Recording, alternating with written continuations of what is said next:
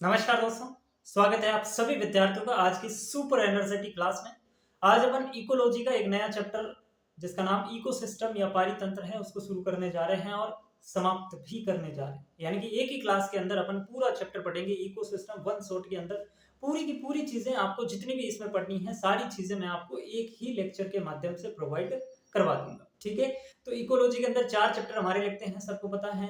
एक सबसे पहले ऑर्गेनिज्म एंड पॉपुलेशन यानी कि जीव और समष्टि, जिसको हम ऑलरेडी कर चुके हैं, लगभग 2.25 घंटे के आसपास का लेक्चर है। बेहतरीन लेक्चर है, एक वन शॉट के अंदर अपने पूरा चैप्टर को खत्म किया और बहुत ही बढ़िया तरीके से पूरी एनसीईआरटी कवर। उसी तरीके से आज अपन इकोसिस्टम को पढ़ने वाले हैं। 100% एनसीईआरटी कवर होगी।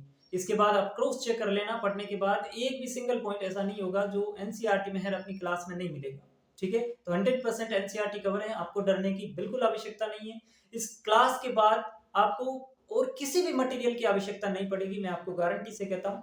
इस क्लास को ध्यान से देखिए, ईमानदारी के साथ देखिए, बढ़िया से नोट्स बनाइए। अगर आप नोट्स नहीं बना सकते तो यही क्लास के हैंड रिटन नोट्स आपको मैं अपने टेलीग्राम चैनल पे आपको पूरे के पूरे हैंड रिटन नोट्स दे रहा हूँ। तो आप टेलीग्राम चैनल ज्वाइन कर लेना, मनी जानी बायोलॉजी सर्च करोगे टेलीग्राम पे तो आपको मेरा दिख जाएगा, वो उस पर आप जो है ज्वाइन हो जाना। जैसे चैप्टर होता है मैं उसके नोट्स आपको वहां पे डाल दूंगा। ठीक है, तो सबसे सरल तरीका जो हो सकता है ना इस चैप्टर को पढ़ाने का, वो मैं आपके इस क्लास में यूज करने वाला हूँ। और उसके बाद भी नहीं समझ में आए तो चले जाना हिमालय पे, सन्यासी बन जाना।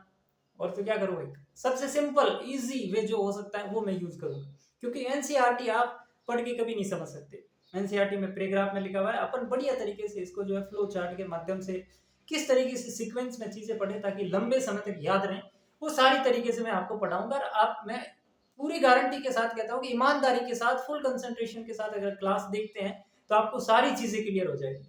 ठीक है, समय बर्बाद नहीं करते हैं, शुरू करते हैं। सबसे पहले चैप्टर का नाम है इकोसिस्टम यानी कि पारितंत्र। पारितंत्र क्या होता है हमें पहले ये समझना है, फिर हम आगे की चीजें बढ़ेंगे। इस चैप्टर के अंदर जो है सबसे पहले हम पारितंत्र का जो है बेसिक इंट्रोडक्शन लेंगे कि पारितंत्र होता क्या है। फिर उसके अंदर जैविक और अजैविक घटक क्या होते हैं उसके बारे में अपन देखेंगे। फिर इस चैप्टर के अंदर चार टॉपिक लगते हैं। कौन से चार टॉपिक है सर? एक तो होती है प्रोडक्टिविटी, उत्पादकता। ठीक है, उसके बारे में अपन को पढ़ना है। फिर दूसरा होता है इसके अंदर डिकम्पोजिशन, ठीक है, अपघटन, ये पढ़ना है। फिर तीसरा इसके अंदर पढ़ना है एनर्जी फ्लो। एनर्जी फ्लो जिसके अंदर अपन एनर्जी पिरामिड वगैरह जो चीजें वो इसके अंदर पढ़ेंगे। और फिर चौथी जो इसके अंदर अपन को चीज पढ़नी है वो पढ़नी है पोषण चक्रण यानी कि न्यूट्रिएंट साइकिल। ठीक है, तो ये सारी चीजें अपन को मुख्य मुख्य चार टॉपिक इसमें लगते हैं। बाकी जो खाद्य श्रृंखला, खाद्य जाल है, एनर्जी पिरामिड है, वो सब कुछ इसके अंदर आएंगे। इस तरीके से अपन को चैप्टर को कंप्लीट करना है। ठीक है, तो शुरू करते हैं अपन सबसे पहले पारितंत्र। पारितंत्र जो है, पहला पॉइंट जो आपको याद रखना है, पारितंत्र जो है, पारितंत्र क्या है साहब? पारितंत्र प्रकृति की इकाई है। ठीक है, पारितंत्र क्या है? प्रकृति की इकाई, यूनिट ऑफ नेचर, प्रकृति की इकाई। यानी कि जैसे हमारे शरीर की इकाई क्या होती है? कोशिका होती है, सेल होती है। उसी प्रकार प्रकृति या नेचर की जो यूनिट होती है, जो इकाई होती है, वो पारितंत्र होता है। तो पहला पॉइंट आपके दिमाग में होना चाहिए कि पारितंत्र प्रकृति की इकाई है। पारितंत्र प्रकृति की इकाई है या पारितंत्र प्रकृति की क्रियाशील इकाई। क्लियर है? अब हम समझते हैं कि पारितंत्र होता क्या है साहब। पारितंत्र कहते किसे हैं, ध्यान से समझना, पारितंत्र कहते किसे हैं। तो पारितंत्र की डेफिनेशन मैं आपको जीव और समष्टि वाले चैप्टर में भी बता चुका हूं, यहाँ पे फिर बता देता हूं कि कोई भी जीव अपने आसपास के जो अजैविक और जैविक घटकों के साथ पारस्परिक जो क्रियाएं दर्शाता है उनको अपन क्या कहते हैं? पारितंत्र। एक बार फिर से ध्यान से सुनोगे समझ में आएगा।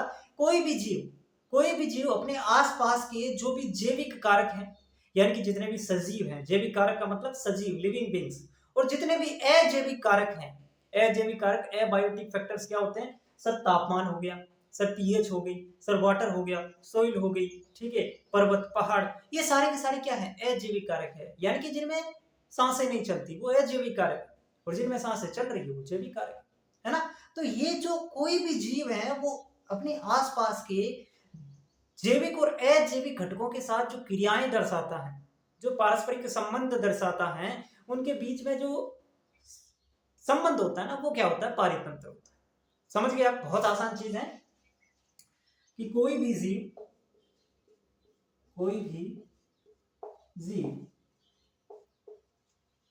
अपने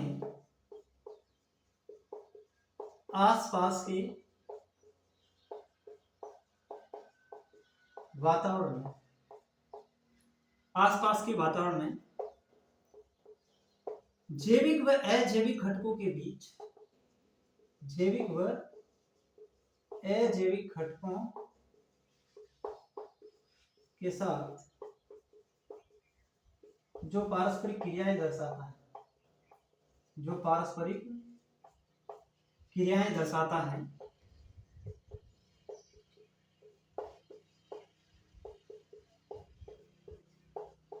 उसे क्या कहते हैं? पारितंत्र। यानी कि सिंपल सी डेफिनेशन है, कोई जीव अपने आसपास के वातावरण में जैविक और अजैविक घटकों के साथ जो पारस्परिक क्रियाएं दर्शाएगा उसको अपन क्या कहते हैं? पारितंत्र।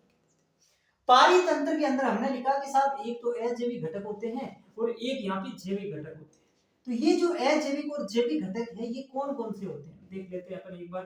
जैसे कि अगर मैं बात करूं ना अजैविक घटक, अगर मैं बात करूं अजैविक घटक की, तो अजैविक घटक कौन कौन से हो जाएंगे जरा बताएं मुझे।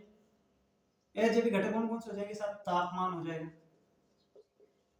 ठीक है, जल हो जाएगा, हवा हो जाएगी, ठीक है, पर्वत हो जाएंगे,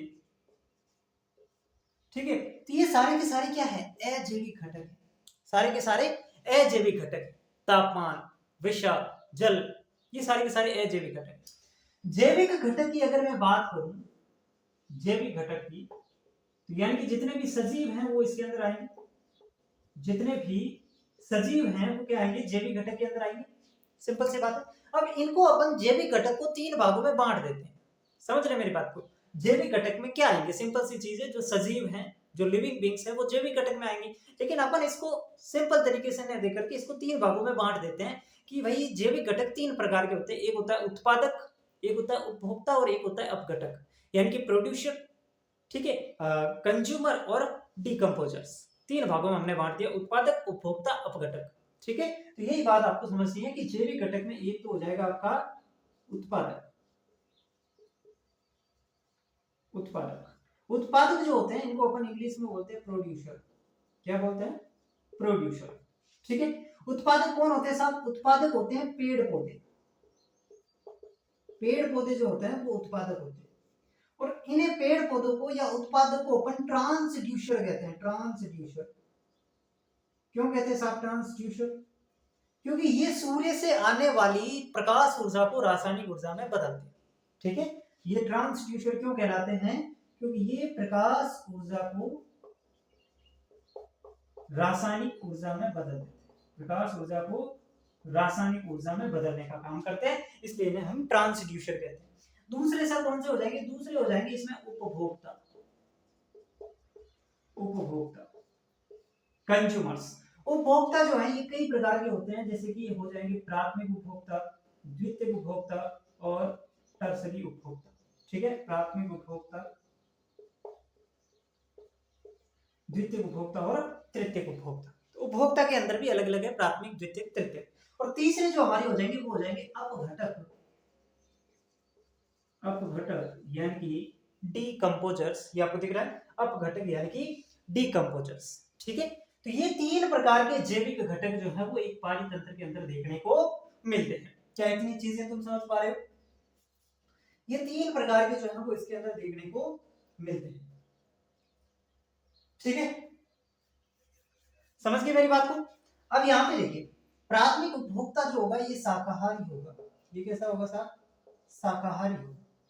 सेकेंडरी जो है ये मांसाहारी होगा। क्यों होगा? देखिए, सबसे पहले यहाँ पे उत्पादक है। उत्पादक हमेशा पेड़ पौधे होंगे। उत्पादक वो होंगे जो स्वपोषी जीव होंगे, जो प्रकाश संश्लेषी जीव होंगे। तो प्रकाश संश्लेषण जो भी करते हैं, जैसे कि शैवाल हैं, जैसे कि फाइटोप्लैंक्टन हैं, जितने भी पेड़ पौधे हैं, वो सारे के सारे उत्पादक हैं, प्रोड्यूसर हैं। क्योंकि ये सूर्य से सीधी ऊर्जा लेकर के अपना भोजन बनाते हैं, तो वो होते हैं उत्पादक। उपभोक्ता क्या करते हैं? उपभोक्ता उत्पादक पर निर्भर रहते हैं अपने भोजन के लिए, समझ गए ना। उत्पादक तो सीधे सूर्य से ऊर्जा को लेकर के अपना भोजन बनाते हैं, इसलिए इन्हें ट्रांसड्यूसर भी कहते हैं, क्योंकि ये प्रकाश ऊर्जा को रासायनिक ऊर्जा में बदलते हैं, ठीक है साहब। लेकिन जो उपभोक्ता होते हैं, कंज्यूमर्स होते हैं, ये अपने भोजन के लिए उत्पादक पर निर्भर रहते हैं। ये क्या करते हैं? अपने भोजन के लिए उत्पादक पर निर्भर रहते हैं, ठीक है, तो ये हो जाएंगे उपभोक्ता। अब देखो उपभोक्ता में भी उत्पादक के जस्ट बाद प्राइमरी कंज्यूमर्स यानी कि प्राथमिक उपभोक्ता आएंगे। जो उपभोक्ता उत्पादक को खाते हैं उन्हें हम प्राथमिक उपभोक्ता कहते हैं। जो उत्पादक को खाते हैं वो प्राथमिक उपभोक्ता है। जैसे कि मतलब जो पेड़ पौधे खा रहा है वो प्राथमिक उपभोक्ता, और इसलिए हमने इसे क्या कहा, शाकाहारी। जो पेड़ पौधे खाते हैं वो शाकाहारी। फिर आते हैं सेकेंडरी कंज्यूमर, ये प्राथमिक उपभोक्ता को खाते हैं। ये क्या करते हैं, प्राथमिक उपभोक्ता को खाते हैं, यानी अपने भोजन के लिए सेकेंडरी वाले प्राइमरी पे डिपेंड रहते हैं, इसलिए ये क्या हो जाएंगे, मांसाहारी हो जाएंगे। और तीसरा आ जाता है अपघटक, जिसकी पूरी प्रक्रिया अपन को पढ़नी है। अपघटक के अंदर क्या होता है, ये जटिल कार्बनिक पदार्थों को सरल अकार्बनिक पदार्थों में तोड़ने का काम करते हैं, वो अपघटक होते हैं। समझ गए मेरी बात को। जैसे कि कोई जंतु मर गया है ना, कोई जंतु मर गया, या और भी कोई सड़े गले जो है वो फल फ्रूट सब्जियां कुछ भी हो सकती है, तो उनका अपघटन करने का जो काम करेगा वो करेंगे अपघटक।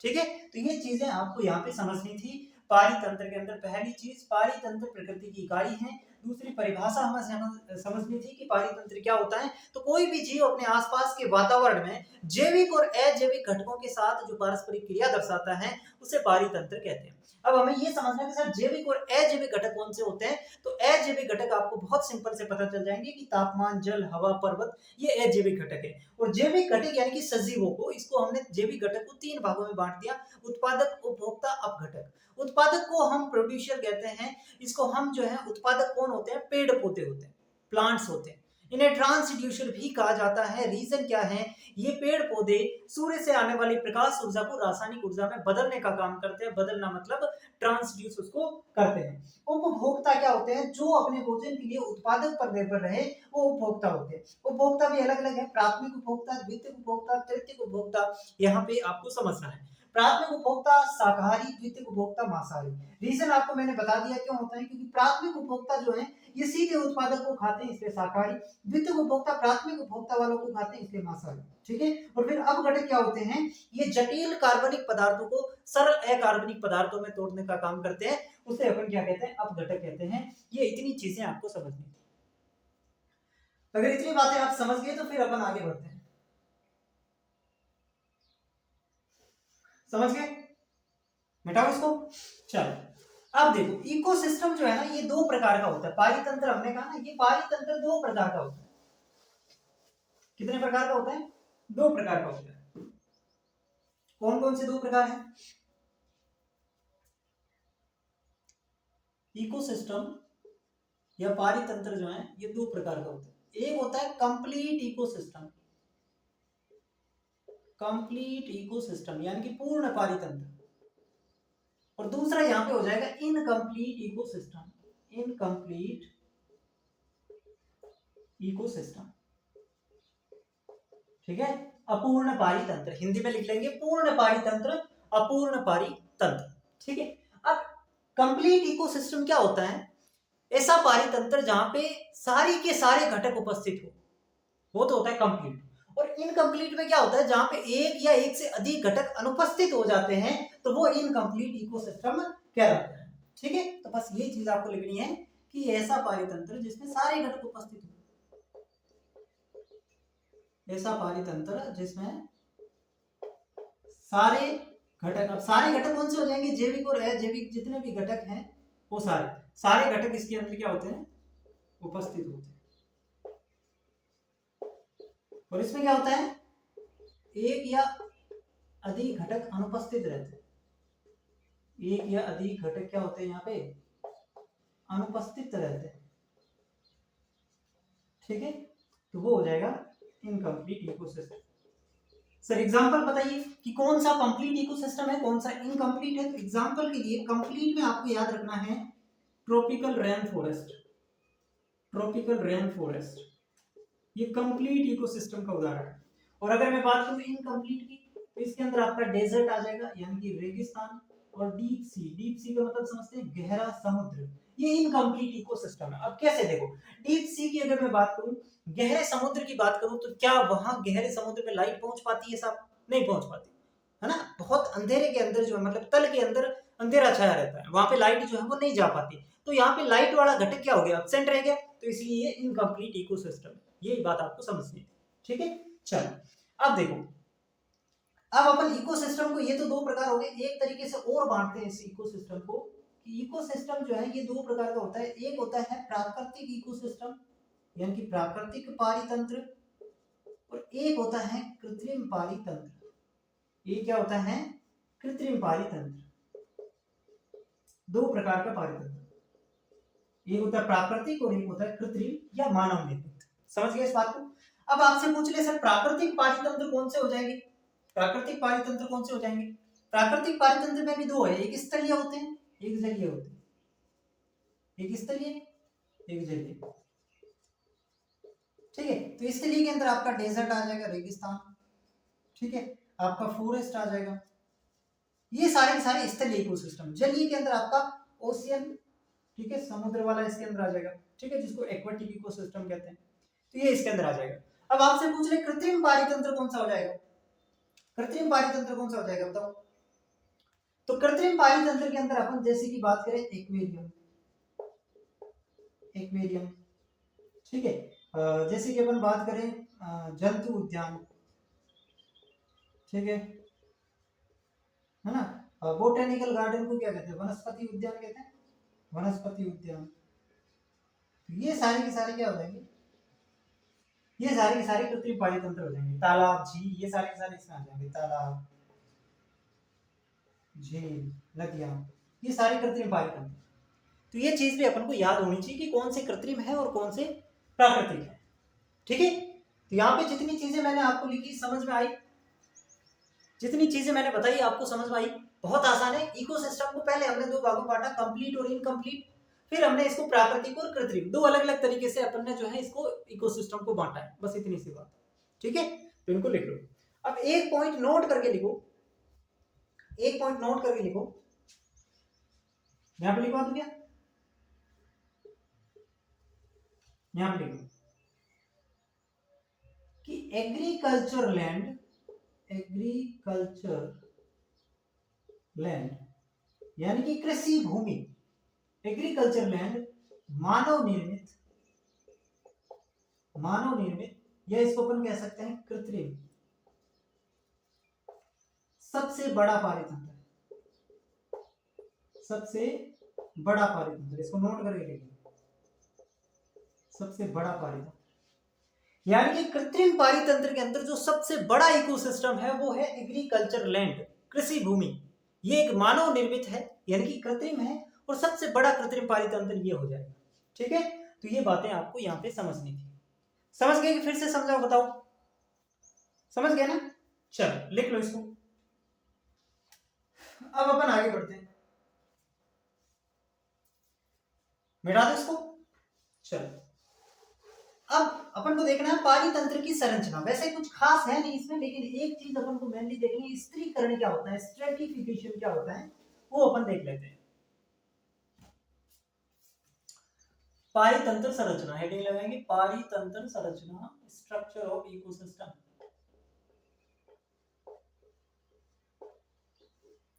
इसके अंदर देखो, एक तो होता है स्पीसीज डाइवर्सिटी, स्पीसीज डाइवर्सिटी यानी कि जातीय विभिन्नता। ठीक है, दूसरा होता है स्पीसीज कॉम्पोजिशन, स्पीसीज कॉम्पोजिशन, और तीसरा होता है स्ट्रेटिफिकेशन, स्ट्रेटिफिकेशन जिसको हिंदी में कहते हैं स्तरीकरण, स्तरीकरण। और ये अपन को समझना है कि स्ट्रेटिफिकेशन या स्तरीकरण क्या होता है। ठीक है, तो पारितंत्र की संरचना के अंदर तीन चीजें हो जाएगी, स्पीसीज डाइवर्सिटी, स्पीसीज कंपोजिशन और स्ट्रेटिफिकेशन। ठीक है, चलो अब स्ट्रेटिफिकेशन क्या होता है? स्ट्रेटिफिकेशन का मतलब होता है कोई पारितंत्र है, उस पारितंत्र के अंदर अलग अलग जातियों के अलग अलग स्तर पर पाया जाना, यानी कि वनस्पतियों का जो ऊर्ध्वाधर वितरण है उसको अपन क्या कहते हैं? स्ट्रेटिफिकेशन। फॉर एग्जांपल, एक बहुत बड़ा वन है ना, ये बहुत बड़ा क्या है? फॉरेस्ट है। ठीक है, ये बहुत बड़ा फॉरेस्ट है। इस फॉरेस्ट के अंदर सबसे पहले क्या है साहब? सबसे पहले इसके अंदर बड़े बड़े पेड़, ठीक है, वृक्ष हैं। फिर इसके अंदर आपको क्या मिलेगी? फिर इसके अंदर आपको मिलेगी यहाँ पे झाड़ियाँ। ठीक है, ये आपको क्या मिल रही है? झाड़ियाँ। फिर इसके अंदर आपको क्या मिलेगा साहब, इसके अंदर आपको मिलेगी घास। इसके अंदर क्या मिलेगी, घास। तो एक तो इसके अंदर क्या मिल रहा है, देखो वृक्ष मिल रहे हैं, एक इसमें क्या मिल रहे हैं, झाड़ियां मिल रही है, और एक इसमें क्या मिल रही है, घास मिल रही है। क्या तीनों सेम लेवल पे हैं? पारितंत्र तो एक ही है, लेकिन ये सबसे ऊपर है, ये मध्यम साइड पर है, और ये सबसे नीचे स्थित है। ठीक है, तो अलग अलग जातियों का, ये एक अलग जाति, ये एक अलग जाति, ये एक अलग जाति, अलग अलग जातियों का अलग अलग स्तर पर पाया जाना, इसे कहते हैं स्त्रीकरण, इसे कहते हैं स्ट्रेटिफिकेशन। समझ में आई मेरी बात? अलग अलग जातियों का, अलग अलग प्रजातियों का अलग अलग स्तर पर ऊर्ध्वाधर वितरण, इसको बोलते हैं ऊर्ध्वाधर वितरण। ये कैसा है, ऊर्ध्वाधर, वर्टिकल, है ना। ऊर्ध्वाधर वितरण जो है उसको अपन स्ट्रेटिफिकेशन कहते हैं। तो इस बात को लिख लेंगे अपन, इसको मिटा करके, कि किसी पारितंत्र में, किसी पारितंत्र में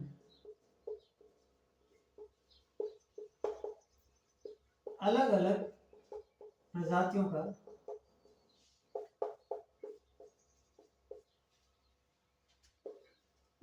अलग अलग स्तर पर पाया जाए, इसको क्या बोलते हैं, ऊर्ध्वाधर वितरण। ठीक है, तो ये स्ट्रेटिफिकेशन होता है, समझ गए ना। चलो, ये पारितंत्र की संरचना कर। अब दो शब्द आते हैं, एक आता है स्टैंडिंग स्टेट और एक आता है स्टैंडिंग क्रॉप। दोनों में अंतर समझेंगे। नाम सुना होगा आपने, अलग से इसको लिखेंगे स्टैंडिंग क्रॉप, यानी कि खड़ी फसल। क्या होती है स्टैंडिंग क्रॉप, हिंदी में आप लिखेंगे खड़ी फसल। खड़ी फसल क्या होती है, खड़ी फसल, ये अलग है। ठीक है, स्टैंडिंग क्रॉप, और एक शब्द आता है स्टैंडिंग स्टेट।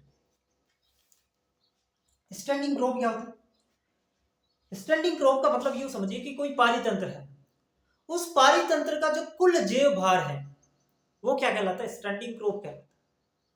एक पारितंत्र के अंदर जो कुल जैव भार है वो स्टैंडिंग क्रॉप कहलाता है। मान लो ये पारितंत्र है, और इस पारितंत्र के अंदर जो है वो 15 हिरण है। क्या है, 15 हिरण है।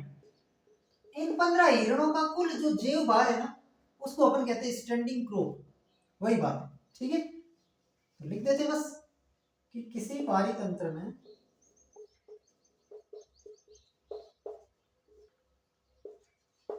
जीवों का कुल जैव भार, जीवों का कुल जैव भार जो हो जाएगा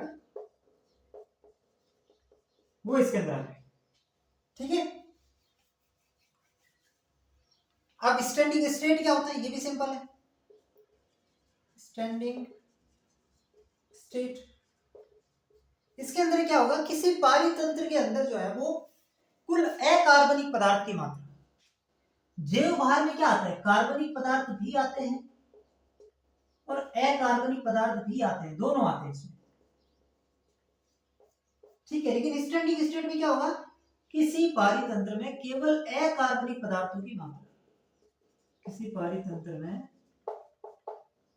कुल अकार्बनिक पदार्थ की मात्रा, अकार्बनिक पदार्थ की मात्रा, वो हो जाएगा स्टैंडिंग स्टेट। दोनों के अंतर समझ पा रहे हो आप? बहुत सिंपल सा है। स्टैंडिंग क्रॉप का मतलब पूरा उसका जैव भार ही निकालना है, कार्बनिक है कार्बनिक दोनों का साथ में, तो हो जाएगा स्टैंडिंग क्रॉप। और स्टैंडिंग स्टेट के अंदर केवल अकार्बनिक पदार्थों की मात्रा हमें चाहिए, कार्बनिक पदार्थ नहीं चाहिए, तो वो स्टैंडिंग स्टेट हो जाए। ठीक, बस नोट करो इसको, इतनी चीजें नोट करो, फिर अपन आगे बढ़ते हैं। अब अपन पहली जो चीज पढ़ेंगे वो पढ़ेंगे उत्पादकता। बेटा उसको मैंने आपको बताया इसके अंदर 4 टॉपिक लगते हैं, प्रोडक्टिविटी उत्पादकता, फिर फ्रेगमेंटेशन यानी कि विखंडन कहते हैं शायद, उसके बाद एनर्जी फ्लो यानी कि ऊर्जा प्रवाह, और चौथा हो जाएगा न्यूट्रिएंट साइकिल यानी कि पोषण चक्र। तो पहला टॉपिक हम स्टार्ट करने जा रहे हैं जिसका नाम क्या है, उत्पादकता, प्रोडक्टिविटी। प्रोडक्टिविटी, उत्पादकता। उत्पादकता देखो दो तरीके से होती है, एक होती है प्राथमिक उत्पादकता और एक होती है द्वितीयक उत्पादकता। इसको ध्यान से समझना, ये अच्छा टॉपिक है। उत्पादकता के अंदर सबसे पहले अपन बात कर रहे हैं प्राथमिक उत्पादकता। किसकी बात कर रहे हैं? प्राथमिक उत्पादकता। ठीक है, प्राथमिक उत्पादकता में दो चीजें होती है। एक होती है इसके अंदर gross primary productivity, gross primary productivity, और एक इसमें होती है net primary productivity, net primary productivity. ठीक है, दो चीजें देखने को मिलती है प्राथमिक उत्पादकता यानी कि प्राइमरी प्रोडक्टिविटी के अंदर। दो चीजें होती है, एक होती है इसके अंदर ग्रोस प्राइमरी प्रोडक्टिविटी यानी कि जीपीपी, इसको सिंपल में अपन कहते हैं जीपीपी, और इसको बोलते हैं एनपीपी, नेट प्राइमरी प्रोडक्टिविटी। दोनों के अंदर अंतर समझना। ग्रोस प्राइमरी प्रोडक्टिविटी क्या होती है? किसी पारितंत्र में, किसी विशेष पारितंत्र में इकाई समय के अंदर, इकाई क्षेत्रफल के अंदर उत्पन्न जो जैव भार है उसको अपन कहते हैं ग्रोस प्राइमरी प्रोडक्टिविटी। नहीं समझ में आया? बिल्कुल समझाऊंगा, टेंशन मत लो। एक पारितंत्र है, विशेष पारितंत्र है, ये लो, और ये पारितंत्र का एक विशेष क्षेत्रफल है। विशेष क्षेत्रफल का मतलब ये इधर से 12 मीटर है, इधर से 12 मीटर है, यानी कि इसका एक विशेष क्षेत्रफल है। ठीक है, तो एक विशेष पारितंत्र के इकाई क्षेत्रफल में उत्पन्न होने वाला कुल जैव भार वो क्या कहलाता है? Gross primary productivity. सबसे पहले प्राथमिक उत्पादकता होती किसके लिए है? ये होती है उत्पादक के लिए। ये किसके स्तर पे निकाली जाती हैं? उत्पादक के स्तर पे निकाली जाती हैं, प्रकाश संश्लेषी जीवों के स्तर पे निकाली जाती है। ठीक है, ये उत्पादक के स्तर पर होती है। ध्यान से समझना, समझ में आएगा। एक विशेष पारितंत्र में एक इकाई क्षेत्रफल में, यानी कि एक क्षेत्रफल है, ये इतना क्षेत्रफल है, इसके अंदर एक विशेष समय के अंदर कितना जो है वो जैव भार उत्पन्न हो रहा है। मान लो यहाँ पे जो है वो 10 मीटर स्क्वायर का एरिया है, और एक साल के अंदर जो है इसके अंदर 20 केजी जो है वो जैव भार उत्पन्न हो रहा है, तो ये इसकी ग्रोस प्राइमरी प्रोडक्टिविटी हुई। समझ गए मेरी बात को?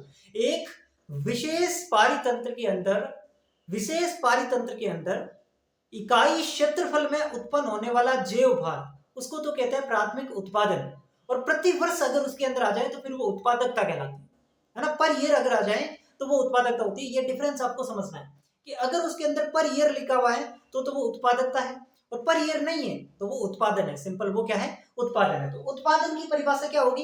एक विशेष पारितंत्र में इकाई क्षेत्रफल में उत्पन्न कुल जैव भार प्राथमिक उत्पादन कहलाता है।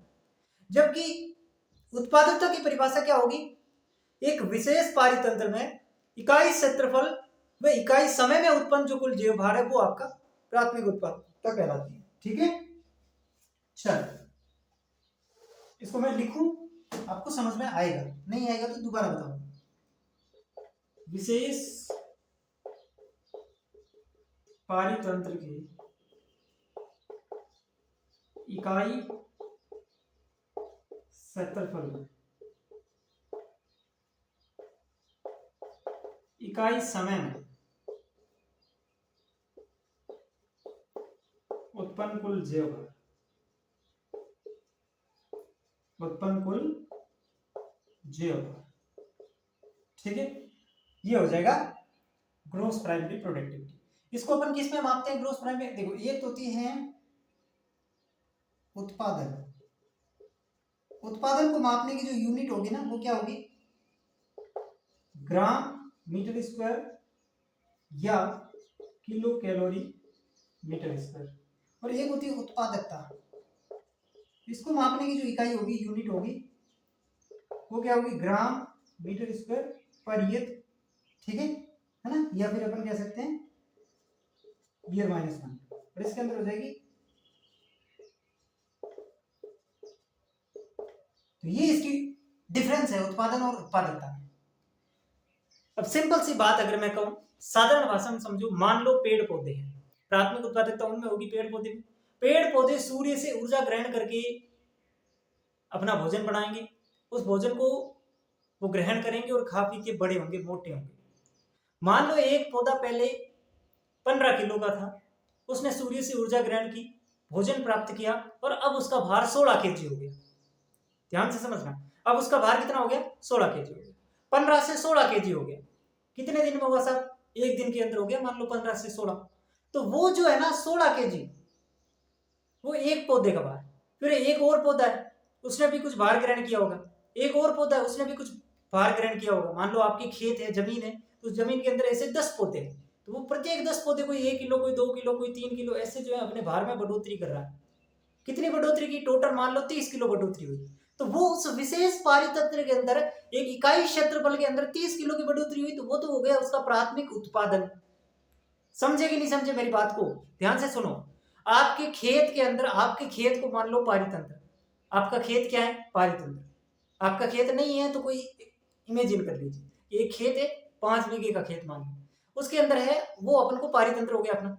फिर उसके अंदर जो है वो मान लेते हैं 10 पौधे हैं। कितने पौधे हैं साहब? 10 पौधे हैं।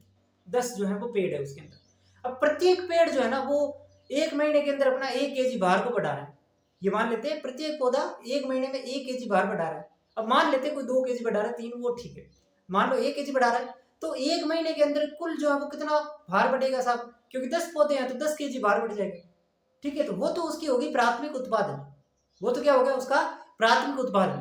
क्योंकि परिभाषा हमने क्या पढ़ी? एक विशेष पारितंत्र यानी कि खेत, उसमें उत्पन्न इकाई क्षेत्रफल में उत्पन्न कुल जैव भार, कुल जैव भार, तो वो तो हो गया इसके अंदर प्राथमिक उत्पादन। अब पर ईयर की अगर निकालेंगे तो वो उत्पादकता आ जाएगी, है ना, कि एक साल के अंदर ये पौधे कितना जैव भार बना रहे हैं, वो हो जाएगी उसकी प्राथमिक उत्पादकता।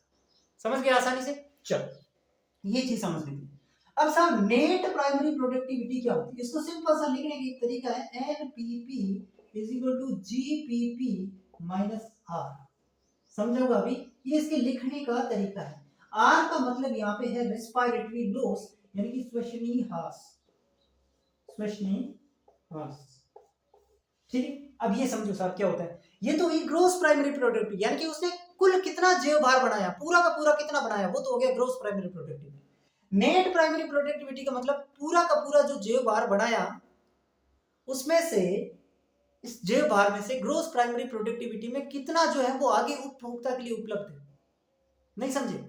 मतलब इस पेड़ पौधे के अंदर जो है इसने जितनी भी इसने जैव भार बनाया, उसमें से आगे उपभोक्ता के लिए कितना उपलब्ध है? सारा का सारा?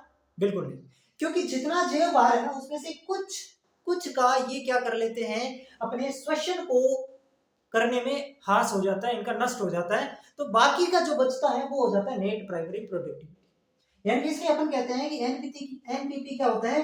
ग्रोस प्राइमरी प्रोडक्टिविटी, यानी कि कुल जैव भार जो बना उसमें से रेस्पिरेटरी लॉस को निकाल ले, यानी कि उसके श्वसन के अंदर जितनी ऊर्जा खर्च हुई उसको अगर निकाल ले, बाकी जो बचता है वो होती है नेट प्राइमरी प्रोडक्टिविटी। और यही जो नेट प्राइमरी प्रोडक्टिविटी है, यही क्या होती है? उपभोक्ताओं के लिए उपलब्ध जैव भार है। ये क्या है? उपभोक्ताओं के लिए उपलब्ध जैव भार।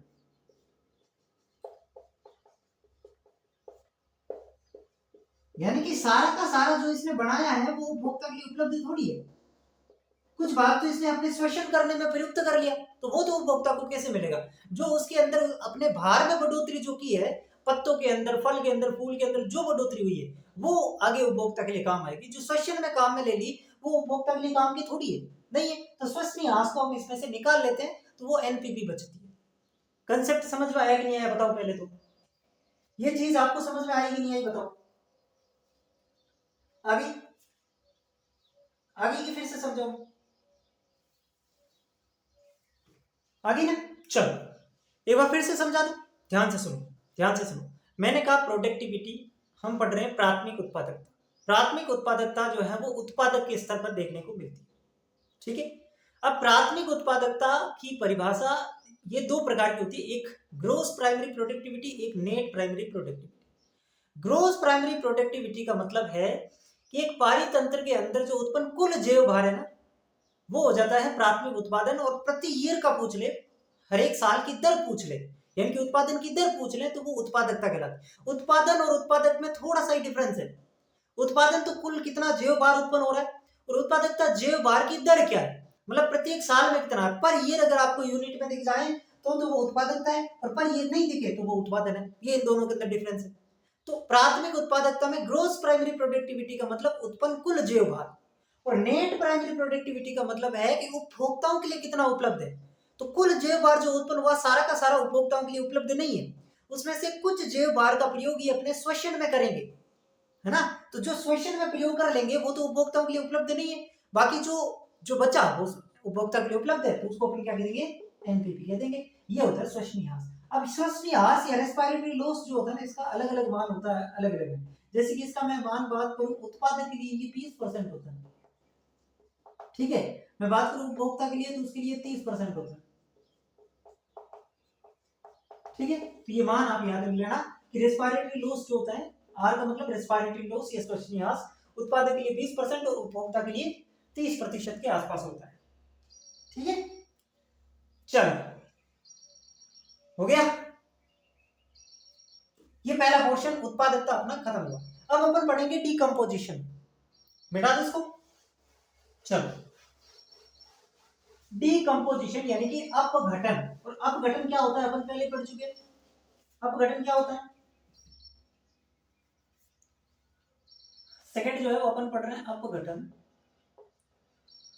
अपघटन होता है कैसा, अपघटन होता है जटिल कार्बनिक पदार्थों का, जटिल कार्बनिक पदार्थों का सरल अकार्बनिक पदार्थों में बदलना।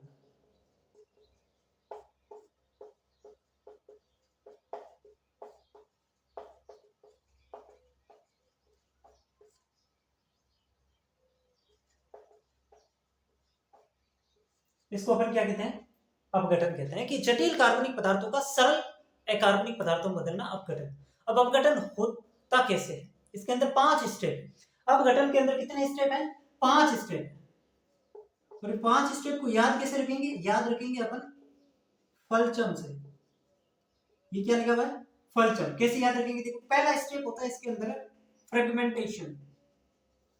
फ्रेगमेंटेशन हिंदी में बोलते हैं खंडन। फ्रेगमेंटेशन को हिंदी में क्या बोलते हैं, खंडन। तो पहला स्टेप हो जाएगा फ्रेगमेंटेशन। फिर एल से आता है लीचिंग यानी कि निक्षालन। फिर सी से आता है कैटाबोलिज्म यानी कि अपचयन। फिर एच से आता है ह्यूमिफिकेशन यानी कि ह्यूमस का निर्माण। और एम से आता है मिनरलाइजेशन यानी कि खनिजीभवन। ये 5 स्टेप होते हैं जिसके माध्यम से अपघटन की प्रक्रिया संपादित होती है। समझ गए मेरी बात को।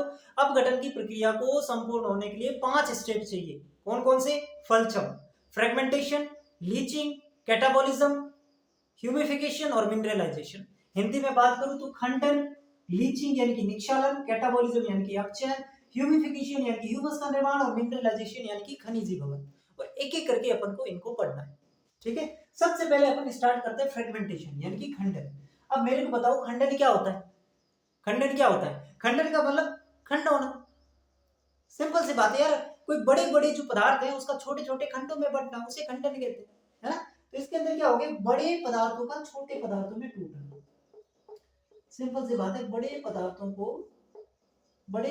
का छोटे टुकड़ों में टूटना,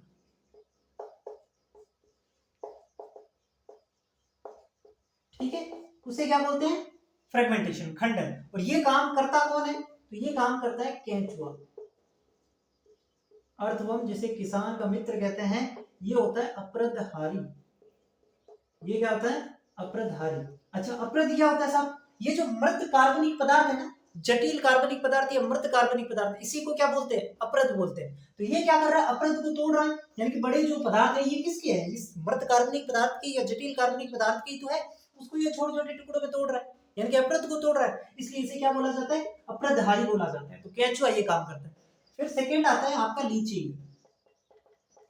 लीचिंग, लीचिंग को हिंदी में बोलते हैं निक्षालन। ये क्या होता है, निक्षालन क्या होता है सर, निक्षालन के अंदर क्या होता है कि जो जल के अंदर घुलनशील पोषक तत्व है, ऐसे पोषक तत्व जो जल में घुलनशील है, जो मृदा की सतह पर पाए जाते हैं, है ना। ये मृदा की सतह है, इस मृदा की सतह पर कुछ पोषक तत्व ऐसे पड़े हैं जो जल में घुलनशील है।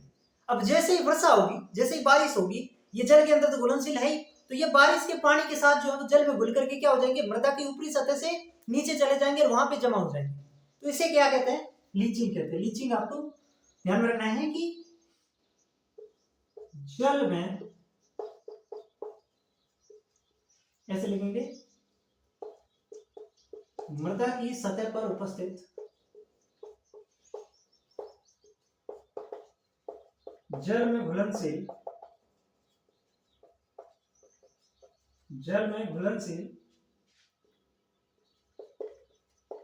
पोषक तत्वों का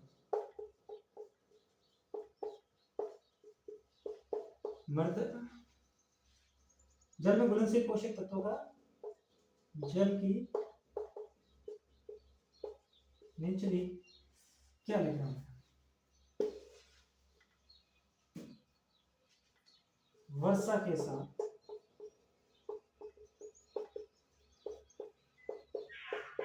मृदा की निचली सतह में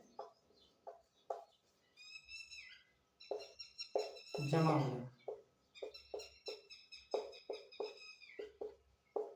ठीक है, उसे बोलते हैं लीचिंग। मृदा की सतह पर उपस्थित जल में घुलनशील पोषक तत्वों का वर्षा के साथ मृदा की निचली सतह में जमा हो जाना, यानी कि ये मृदा है, इस मृदा पे कुछ पोषक तत्व ऐसे पड़े हैं जो जल में घुलनशील है ना, जल में घुल जाएंगे। तो जैसे ही बारिश आएगी, ये उसके अंदर, बारिश के अंदर जल है, जल के अंदर घुल जाएंगे और घुल करके ये क्या हो जाएगी, सारे के सारे नीचे आकर के यहाँ पे जम जाएंगे। इसे बोलते हैं लीचिंग। समझ गए ना प्रोसेस क्या होता है? ठीक है, चलो अब तीसरा स्टेप कौन सा हो जाएगा साहब? तीसरा हो जाएगा कैटाबोलिज्म, यानी कि अपचयन। इसके अंदर क्या आते हैं, इसके अंदर जो है ये जो छोटे छोटे टुकड़े हैं, इनको और ज्यादा अपचयित किया जाता है, यानी कि इनका कैटाबोलिज्म किया जाता है। दो शब्द होते हैं, एक होता है एनाबोलिज्म, यानी कि छोटे छोटे टुकड़ों से एक बड़ा टुकड़ा बनना, उसको बोलते हैं एनाबोलिज्म। और एक होता है कैटाबोलिज्म, यानी कि बड़े टुकड़े को छोटे छोटे टुकड़ों में तोड़ना, तो वो होता है कैटाबोलिज्म। तो ये भी होगी। अपचयन कौन करता है? सूक्ष्म जीव। जो सूक्ष्म जीव होते हैं वो ये काम करते हैं। सूक्ष्म जीव कौन से हो जाएंगे साहब? जीवाणु, कवक, ये सूक्ष्म जीव जो है ये अपचयन का काम करते हैं। इन्हें बोलते हैं अपघटनकारी। केंचुए को बोलते हैं अप्रधारी, इनको बोलते हैं अपघटनकारी। ठीक है, चौथी चीज यहाँ पे क्या आ जाएगी? चौथी चीज आ जाएगी ह्यूमिफिकेशन। ह्यूमिफिकेशन के अंदर क्या होता है? सिंपल सी बात है, ह्यूमस का निर्माण। अब साहब ह्यूमस की विशेषता क्या है? ह्यूमस जो होती है ये एक गहरे रंग की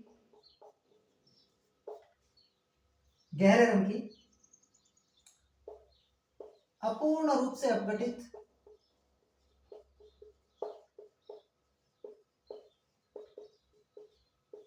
सबसे पहले तो इसकी विशेषता आपको याद रखनी है कि ह्यूमस जो है वो गहरे रंग की होती है और अपूर्ण रूप से क्या होती है? अपघटित होती है। अपूर्ण रूप से अपघटित कार्बनिक पदार्थ की परत होती है। अपूर्ण रूप से अपघटित कार्बनिक पदार्थ की परत। ठीक है, दूसरी बात, इसकी पीएच जो है वो हल्की अम्लीय होती है। हल्की अम्लीय पीएच होती है। ठीक है, तीसरी बात, ये कोलोइडल होती है। कैसी होती है? कोलोइडल होती है और सूक्ष्म जीवों के विरुद्ध होती है। सूक्ष्म जीवों के प्रति प्रतिरोधी। ये सारी की सारी ह्यूमस की विशेषता है जो आपको याद रखनी है। इस ह्यूमस को बोला जाता है रिजर्वोयर ऑफ न्यूट्रिएंट्स।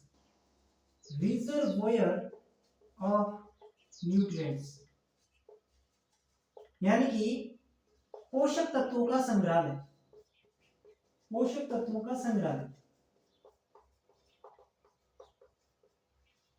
क्यों बोला जाता है? क्योंकि बहुत ज्यादा मात्रा में इसके अंदर पोषक तत्व पाए जाते हैं, इसलिए इसे पोषक तत्वों का संग्रहालय बोला जाता है। बहुत ज्यादा, इसलिए ह्यूमस मृदा सबसे अच्छी जो फसल की पैदावार इसमें होती है ह्यूमस के अंदर।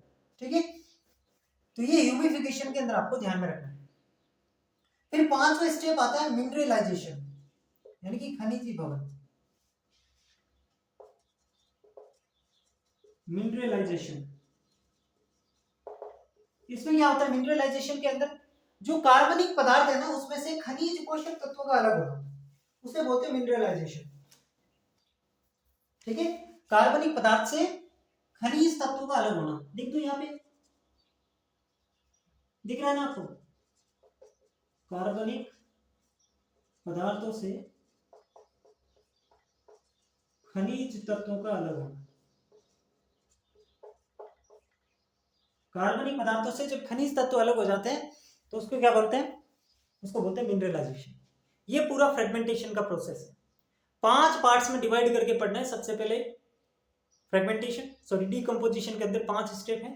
फ्रेगमेंटेशन क्या होता है? फ्रेगमेंटेशन के अंदर जो जटिल अकार्बनिक पदार्थ हैं, मृत अकार्बनिक पदार्थ हैं, जिसको अपन अपरद कहते हैं, उसके ऊपर अपरदहारी काम करते हैं। अपरदहारी कौन होता है? केंचुआ होता है, वो उसके ऊपर काम करता है और उसको सरल छोटे टुकड़ों में तोड़ देता है।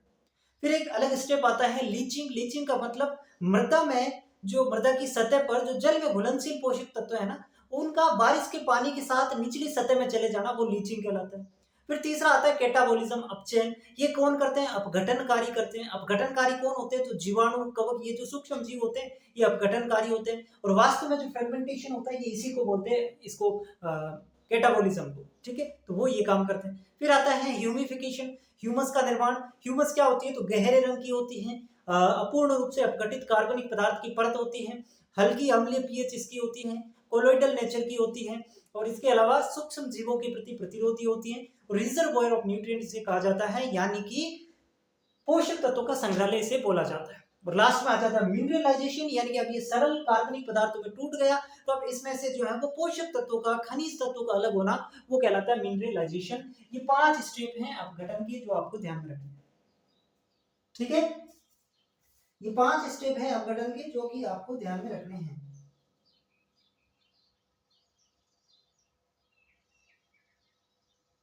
ठीक है, चलो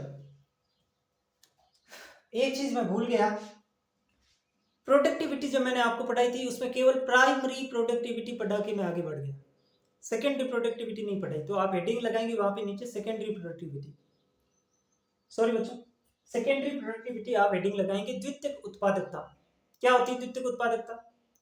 उपभोक्ताओं द्वारा उत्पन्न कुल जीव भार। प्राथमिक उत्पादकता क्या थी? उत्पादकों के द्वारा, मैंने कहा ना प्राथमिक उत्पादकता जो है वो उत्पादक स्तर पर होती है, तो उत्पादकों के द्वारा उत्पन्न कुल जीव भार क्या होता है? प्राथमिक उत्पादकता।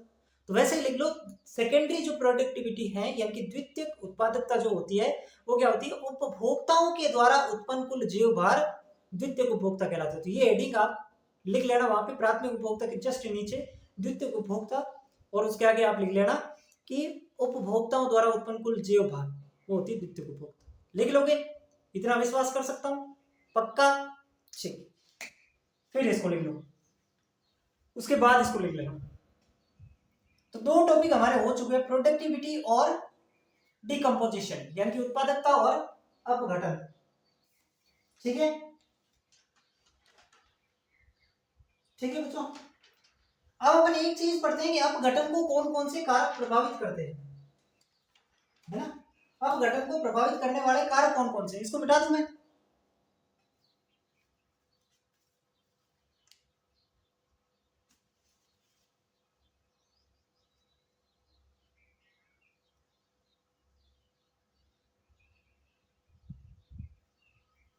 मिटा दूं? चलो, अब सेकंड जो है वो आता है, या तो अपन कह सकते हैं अपघटन को प्रभावित करने वाले कारक, या ह्यूमस के निर्माण को प्रभावित करने वाले कारक। हेडिंग लगाएंगे ह्यूमस के निर्माण को प्रभावित करने वाले कारक। ठीक है, ह्यूमस निर्माण को प्रभावित करने वाले कारक कौन कौन से कारक हैं? कौन कौन से कारक है जो ह्यूमस के निर्माण को प्रभावित करते हैं? पहला कारक chemical nature of humus, chemical nature यानी कि ह्यूमस की रासायनिक प्रवृत्ति, केमिकल नेचर ऑफ ह्यूमस। देखो, अगर ह्यूमस जो है उसके अंदर लिग्निन, सेल्यूलोज, पेक्टिन, रेजिन, ये वाले पदार्थ ज्यादा मात्रा के अंदर है, तो उनका अपघटन आसानी से नहीं होगा, यानी कि तो फिर ह्यूमस का निर्माण जो है वो मंद गति से होगा। और वहीं अगर ह्यूमस के अंदर इनकी बजाय, किनकी बजाय? लिग्निन, पेक्टिन, सेल्यूलोज, इनकी बजाय अगर इसके अंदर नाइट्रोजन युक्त पदार्थ है, न्यूक्लिक एसिड्स हैं, प्रोटीन है, तो वहां पे ह्यूमस का निर्माण तेजी से होता है। यानी कि उसकी रासायनिक प्रवृत्ति कैसी है, उसके अंदर कौन सी चीज प्रेजेंट है, उसके आधार पर ह्यूमस का निर्माण डिपेंड करता है। अगर उसका लिग्निन, सेल्यूलोज पेक्टिन, रेजिन, ये चीजें उपस्थित है तो ह्यूमस का निर्माण मंद गति से होगा। और वहीं उसके अंदर नाइट्रोजन युक्त पदार्थ है तो ह्यूमस का निर्माण तेजी से होगा। ठीक है, अगर ह्यूमस में लिग्निन, सेल्यूलोज, रेजिन इत्यादि उपस्थित हो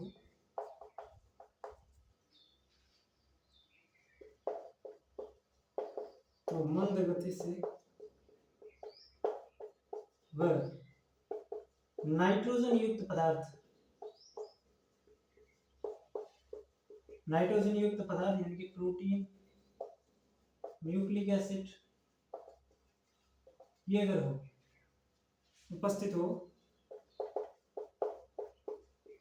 तो ह्यूमस का निर्माण तेजी से होगा।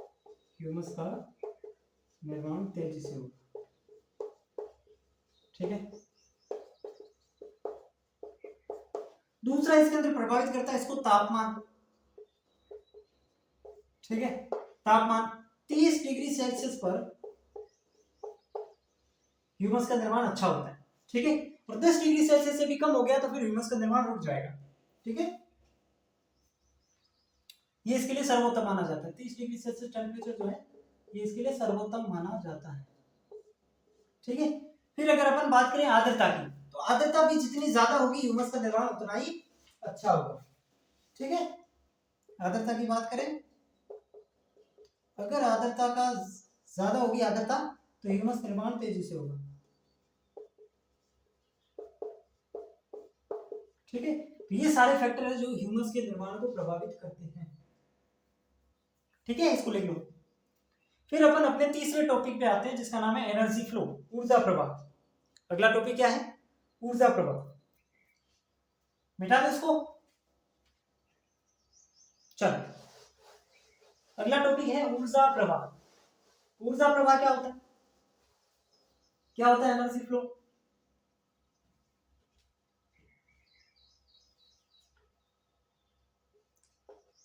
ऊर्जा प्रवाह, एनर्जी फ्लो। ऊर्जा प्रवाह है एनर्जी फ्लो। ध्यान से समझेंगे इसको। पहली चीज तो ये है कि ऊर्जा का प्रवाह हमेशा कैसा होता है? एक दिशीय होता है। ये चीज अपन पढ़ेंगे। ऊर्जा का प्रवाह हमेशा कैसा होगा? एक दिशीय होगा। इसका क्या मतलब हुआ सब? एक दिशीय यानी कि यूनिडायरेक्शनल का क्या मतलब हुआ? मतलब ये हुआ कि ऊर्जा हमेशा एक दिशा में मूव करेगी। यानी कि जैसे कि सबसे पहले पेड़ पौधों के पास ऊर्जा, फिर पेड़ पौधों से जो पेड़ पौधों को जीव खाएंगे उसके अंदर ऊर्जा जाएगी, फिर उससे आगे जाएगी। ऐसे नहीं है कि जिस जीव ने पेड़ पौधे खाया उससे वापस पेड़ पौधे में ऊर्जा आ जाएगी, नहीं, उल्टा नहीं चलता है। ये हमेशा यूनिडायरेक्शनल में ही एनर्जी का फ्लो होता है, यानी कि खाद्य श्रृंखला के माध्यम से ऊर्जा का प्रवाह होता है। ठीक है, और कैसा प्रवाह होता है? एक दिशीय प्रवाह होता है। इस चीज को भी अपन धीरे धीरे समझ लेंगे। अभी के लिए इतना याद रखो, ऊर्जा का प्रवाह एक दिशीय होता है, यूनिडायरेक्शनल होता है। ठीक है, अब सबसे पहले एनर्जी आएगी कहां से? धरती पर जो ऊर्जा का स्रोत है, एकमात्र ऊर्जा का स्रोत क्या है? सोर्स ऑफ एनर्जी क्या है हमारे पास? सोर्स ऑफ एनर्जी क्या है हमारे पास? जो ऊर्जा का स्रोत है वो है सूर्य। हमारे पास ऊर्जा का स्रोत क्या है? सूर्य, सन है। एकमात्र स्रोत ऊर्जा का सूर्य है। ठीक है, अब यहाँ पे सूर्य से जो इंसिडेंट रे है, सूर्य से जो प्रकाश किरणें आती हैं, सूर्य से जो प्रकाश किरणें आती हैं, ध्यान से समझना, उनमें से केवल 50% या तो 50% या 50% से कम ही पार होती है। पार क्या होता है साहब? पार होता है फोटोसिंथेटिक एक्टिवेट रेडिएशन, है ना? प्रकाश संश्लेषी, प्रकाश संश्लेषी सक्रिय विकिरण। तो पार रीजन क्या होता है? 400 से 700 नैनोमीटर वाला रीजन। यानी कि वैसे तो मान लो 100% लाइट सूर्य से यहाँ पे आ रही है। ठीक है, मान लो सूर्य से जो धरती पर लाइट आ रही है उसको अपन ने 100% मान लिया, तो सारी के अंदर एनर्जी थोड़ी होती है। पार जो होती है ना, पार फोटोसिंथेटिक एक्टिवेट रीजन, वो होती है 50% या उससे भी कम। कितनी होती है?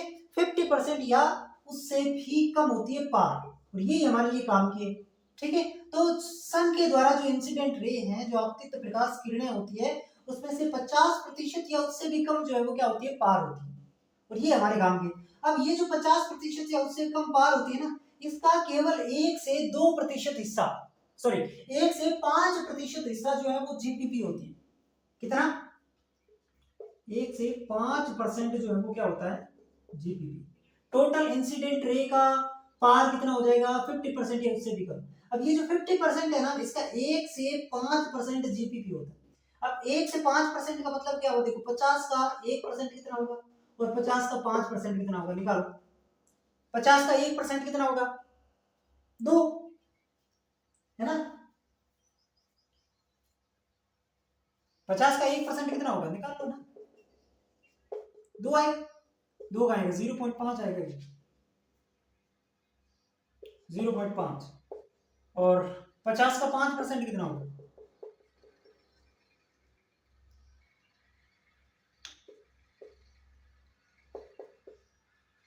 5/2 यानी कि 2.5%। ठीक है, तो इसका जो है 1 से 5% क्या होता है, जीपीपी होता है, इसका नहीं, ये इसका 50%। ठीक है, अब यहाँ पे देखो, ये तो हो गया जीपीपी। अब यहाँ से एनपीपी कितना होगा, इसमें से रेस्पिरेटरी लॉस को निकाल लो। रेस्पिरेटरी लॉस उत्पादक के लिए कितना होता है साहब, उत्पादक के लिए होता है ये 20%। ठीक है, तो 1 का 20% कितना होगा, 1 का 20% कितना होगा, 0.8। कितना होगा, 0.8 होगा, और इसके लिए कितना हो जाएगा, 4%। तो 0.8 से 4%, ये हो जाएगी आपकी एनपीपी, है ना। इसको समझ के थोड़ा सा निकाल के आपको करना है।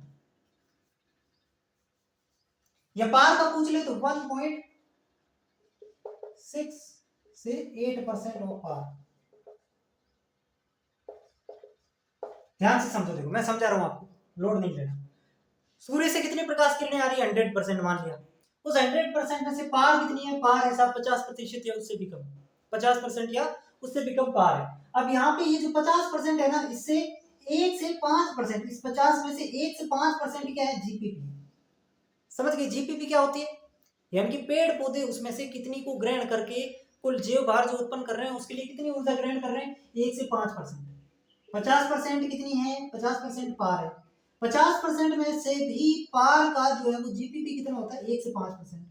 और एनपीपी क्या होता है, एनपीपी हमने पढ़ा है जीपीपी माइनस आर।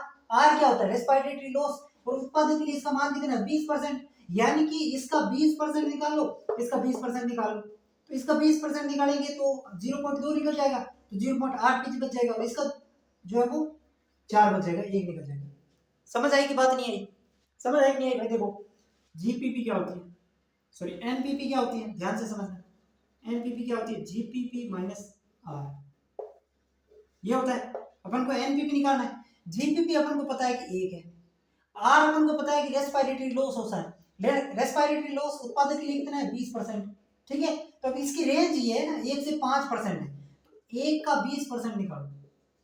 ठीक है, 1 का 20% निकालेंगे तो कितना आएगा, 0.2 आएगा, आएगा। तो 1 में से 0.2 निकाला यानी कि 0.8 आ गया। ठीक है, अब वैसे यहाँ पे 5, 1 से 5 तक है ना, तो फिर 5 का 20% निकालो, 5 का 20% आ जाएगा 1, है ना। तो यहाँ पे देखो 5 में से 1 निकालेंगे तो 4 बच जाएगा। समझ में आया ये कंसेप्ट, नहीं आया बताओ, नहीं आया तो रट लो, नहीं आया तो रट लो, और क्या करेंगे, है ना, रट लो, माता बच्चे करने की आवश्यकता नहीं। प्रकाश किरणें 50% पार, 1 से 5% उसका जीपीपी, और एनपीपी हो जाएगा 0.8 से 4%, ये इससे है।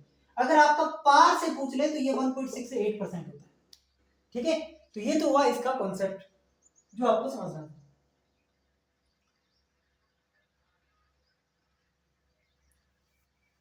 ठीक है, ऊर्जा प्रवाह जो है ये ऊष्मागतिकी के प्रथम और द्वितीय नियम को फॉलो करता है, ये चीज भी लिखना, ये ऊष्मागतिकी के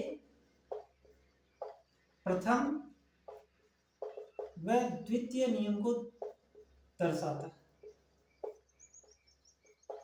ठीक है, सर्वाधिक ऊर्जा किसके पास होगी, सर्वाधिक ऊर्जा हमेशा उत्पादक के पास होगी।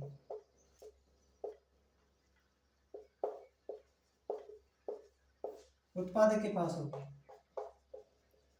और सबसे कम किसके पास होगी, और सबसे कम होगी सर्वोच्च महासारी के पास,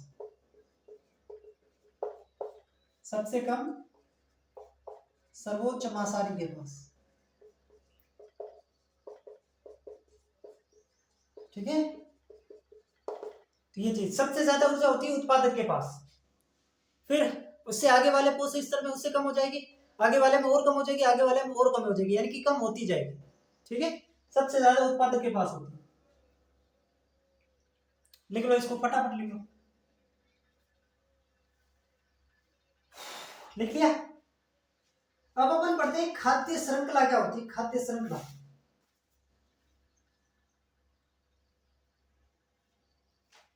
बेटा इसको खाद्य श्रृंखला हेडिंग लगाएंगे फूड चेन, खाद्य श्रृंखला।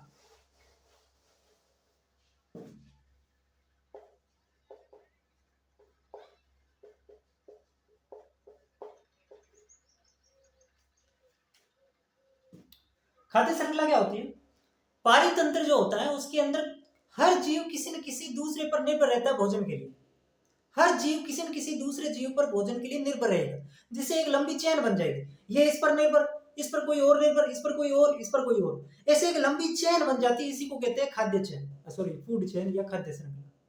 बहुत सिंपल सी बात है कि पारितंत्र में हर जीव भोजन के लिए किसी न किसी दूसरे जीव पर निर्भर रहता है, और इससे एक लंबी श्रृंखला बन जाती है, इसे खाद्य श्रृंखला कहते हैं।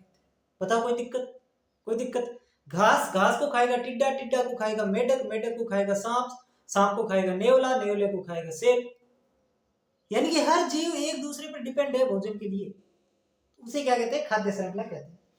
ठीक है, पारितंत्र में हर जीव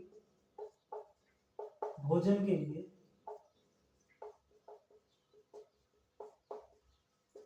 किसी दूसरे जीव पर निर्भर रहता है,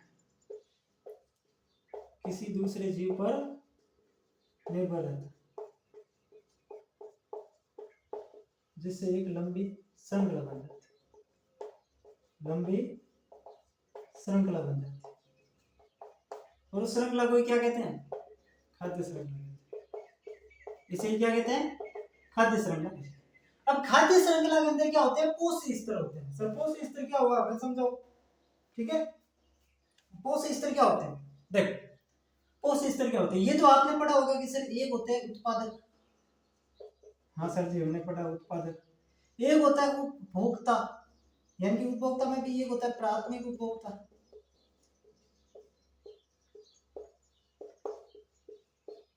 एक होता है द्वितीयक उपभोक्ता,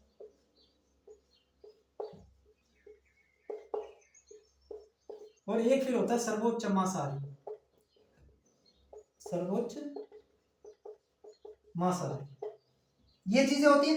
देखो खाद्य श्रृंखला के अंदर सूक्ष्म जीवों को कोई योगदान नहीं दिया गया, जैसे कि अपन ने पढ़ा कि जैविक घटक में उत्पादक, उपभोक्ता और अपघटक, तीन चीजें होती है। सर आपने यहाँ तो सिर्फ उत्पादक और उपभोक्ता के बारे में लिखा, अपघटक कहाँ है, तो अपघटक का जैविक जो है, ये जो खाद्य श्रृंखला होती है उसमें कोई स्थान नहीं है।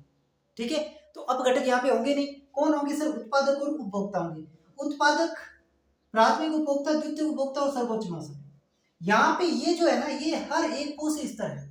ठीक है, ये प्राथमिक पोषक स्तर,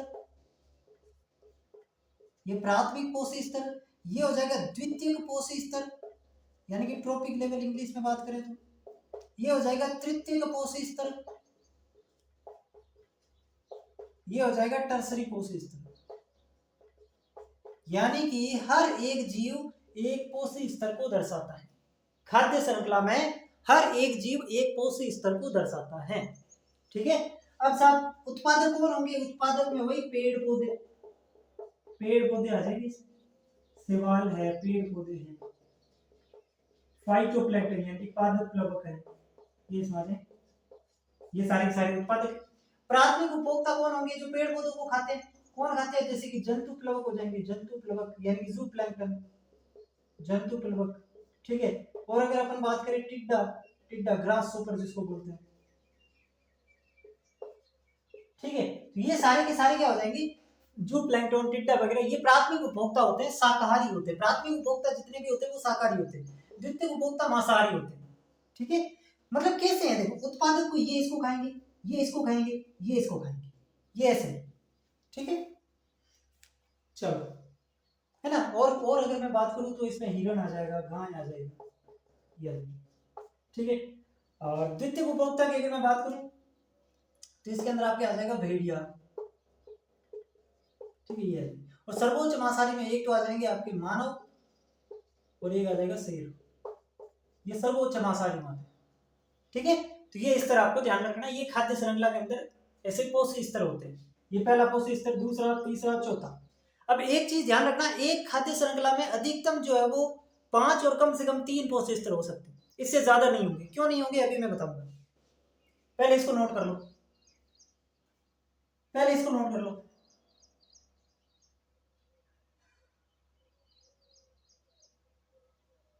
मिटा दो इसको, मिटा दो। चलो, अब जो चीज आपको लिखनी है कि खाद्य श्रृंखला ज्यादा लंबी नहीं हो सकती। ऐसे नहीं है कि 10-15 की खाद्य श्रृंखला चेन बन गई, नहीं, ज्यादा लंबी नहीं हो सकती, खाद्य श्रृंखला ज्यादा लंबी नहीं हो सकती। इसमें 3 से 5 कोषीय स्तर हो सकते हैं, 3 से 5 कोषीय स्तर ही हो सकते हैं।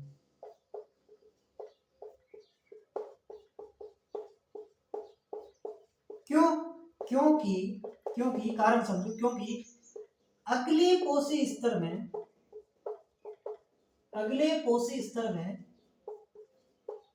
केवल 10% ऊर्जा का स्थानांतरण होता है, केवल 10% ऊर्जा का स्थानांतरण होता है, केवल 10% ऊर्जा का स्थानांतरण होता है।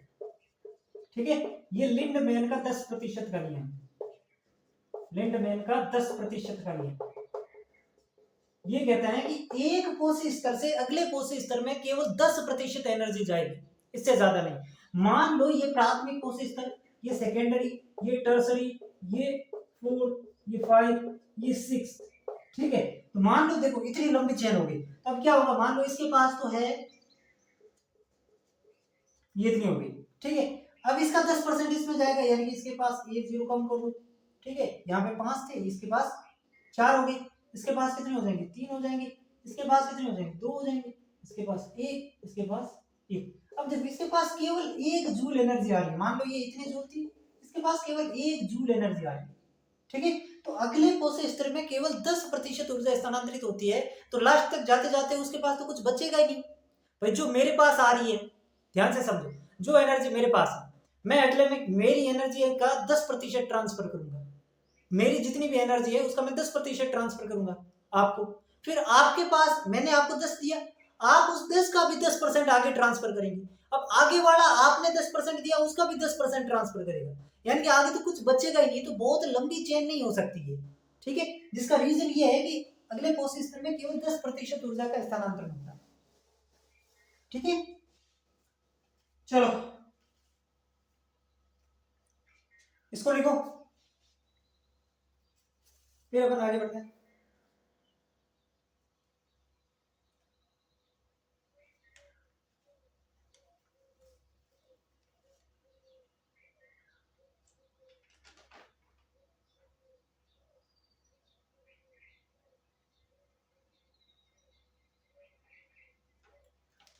बताओ इसको।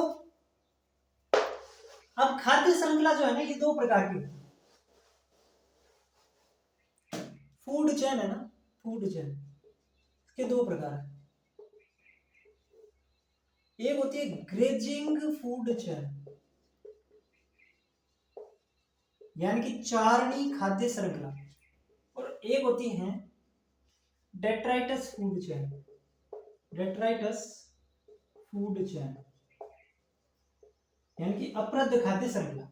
हिंदी में लिख सकते हैं चारणी खाद्य श्रृंखला, अप्रद खाद्य श्रृंखला, ये 2 प्रकार की होती है। ग्रेजिंग फूड चेन होती है ना, इसके अंदर ऊर्जा का स्रोत क्या होता है, सूर्य होता है, इसमें ऊर्जा का स्रोत होता है सूर्य, और ये उत्पादक से शुरू होगी, है ना, उत्पादक से शुरू होती है। जबकि इसमें उल्टा होता है, इसमें ऊर्जा का स्रोत अप्रद होता है। ऊर्जा का स्रोत क्या होता है? अप्रद।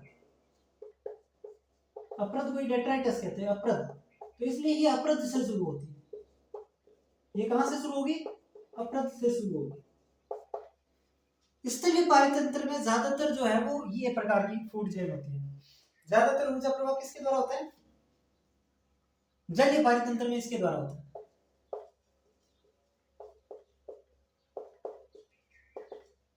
जलीय पारितंत्र में ज्यादातर ऊर्जा प्रवाह का इसके द्वारा होती है, जबकि स्थलीय पारितंत्र में ज्यादा ऊर्जा का प्रवाह इसके माध्यम से।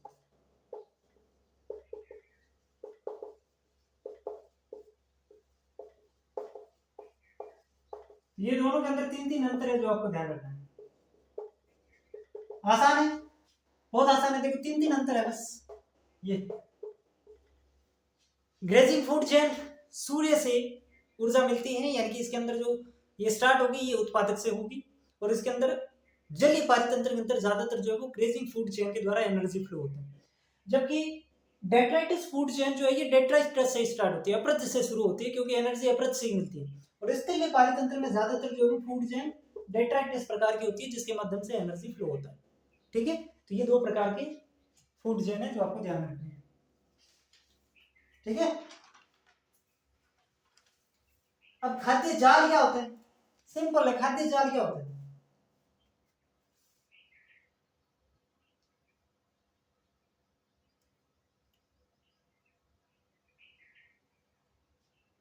बेटा उसको चलो, खाद्य जाल क्या होता है? तो खाद्य जाल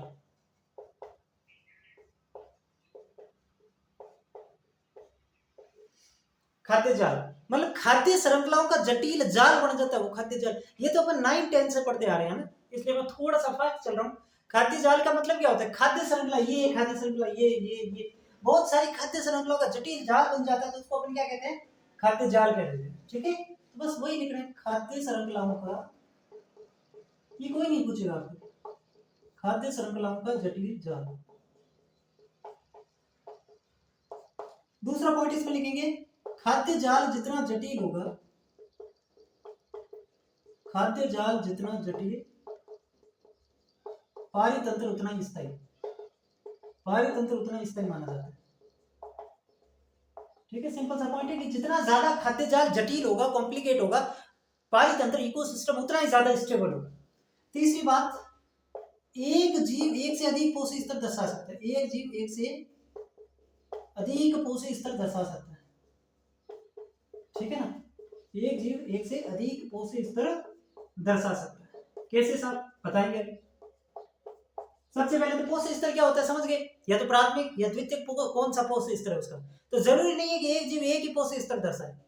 जैसे कि अगर मैं बात करूं गोरैया की, एक चिड़िया होती है गोरैया, तो वो बीज भी खाती है ना, उसके पास भोजन के कई विकल्प होते हैं, जरूरी नहीं है कि वो एक ही एक चीज खाए, है ना। वो बीज भी खाती है, वो छोटे छोटे कीड़े मकोड़े भी खाती है। तो अगर वो बीज खा रही है तो वो होगी क्या होगी? सेकेंडरी, द्वितीय पोषी स्तर होगी। और अगर वो कीड़े मकोड़े खा रही है तो वो हो जाएगी तृतीय पोषी स्तर, है ना। तो एक जीव एक से अधिक पोषी स्तर दर्शा सकता है। एग्जाम्पल के लिए गोरैया बीज भी खाती है, ठीक है, और यही गोरैया कीड़े मकोड़े भी खाती है। बीज खाएगी तो उसको क्या कहेंगे? T2, यानी कि द्वितीय पोषी स्तर, द्वितीय पोषी स्तर। और कीड़े मकोड़े खाएंगे T3, तृतीय पोषी स्तर। ठीक है, तो ये खाद्य जाल के बारे में आपको ध्यान रखना है। ठीक है, तो ये अपना एनर्जी फ्लो वाला भी हो गया। अब अपन को पढ़ना है न्यूट्रिएंट साइकिल, लेकिन उससे पहले एक छोटी सी चीज और मैं बता देता हूँ, 5-10 मिनट का टॉपिक है, इकोलॉजिकल सक्सेशन क्या होता है। ठीक है, तो पहले इसको नोट कर लो, फिर अपन इकोलॉजिकल सक्सेशन पढ़ते हैं। सॉरी, इकोलॉजिकल पिरामिड तो पढ़नी है ना, सबसे इंपॉर्टेंट पार्ट इकोलॉजिकल पिरामिड। कैसे भूल सकते हैं? लिखो इसको, लिखिए ecological pyramid, very very important topic, ecological pyramid. ध्यान से सुनना इस चीज को। इकोलॉजिकल पिरामिड यानी कि इकोलॉजिकल पिरामिड,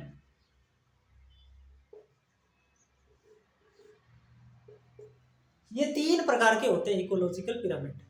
कौन कौन सा सर? एक तो होता है संख्या का पिरामिड, एक होता है जीव भार का पिरामिड, और एक होता है ऊर्जा का पिरामिड। ठीक है, pyramid of number, pyramid of number यानी कि संख्या का पिरामिड लिख लेते हैं अपन इसको। एक तो होता है संख्या का पिरामिड,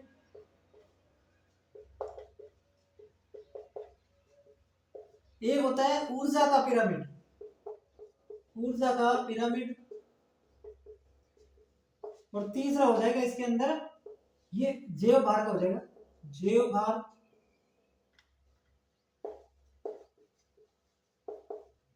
जैव भार का पिरामिड, और तीसरा हो जाएगा ऊर्जा का पिरामिड। ठीक है, तो ये जो पारिस्थितिकी पिरामिड होते हैं ये कितने प्रकार के होते हैं? 3 प्रकार के पिरामिड हम बनाते हैं। एक हम नंबर के आधार पर पिरामिड बनाते हैं, संख्या के आधार पर।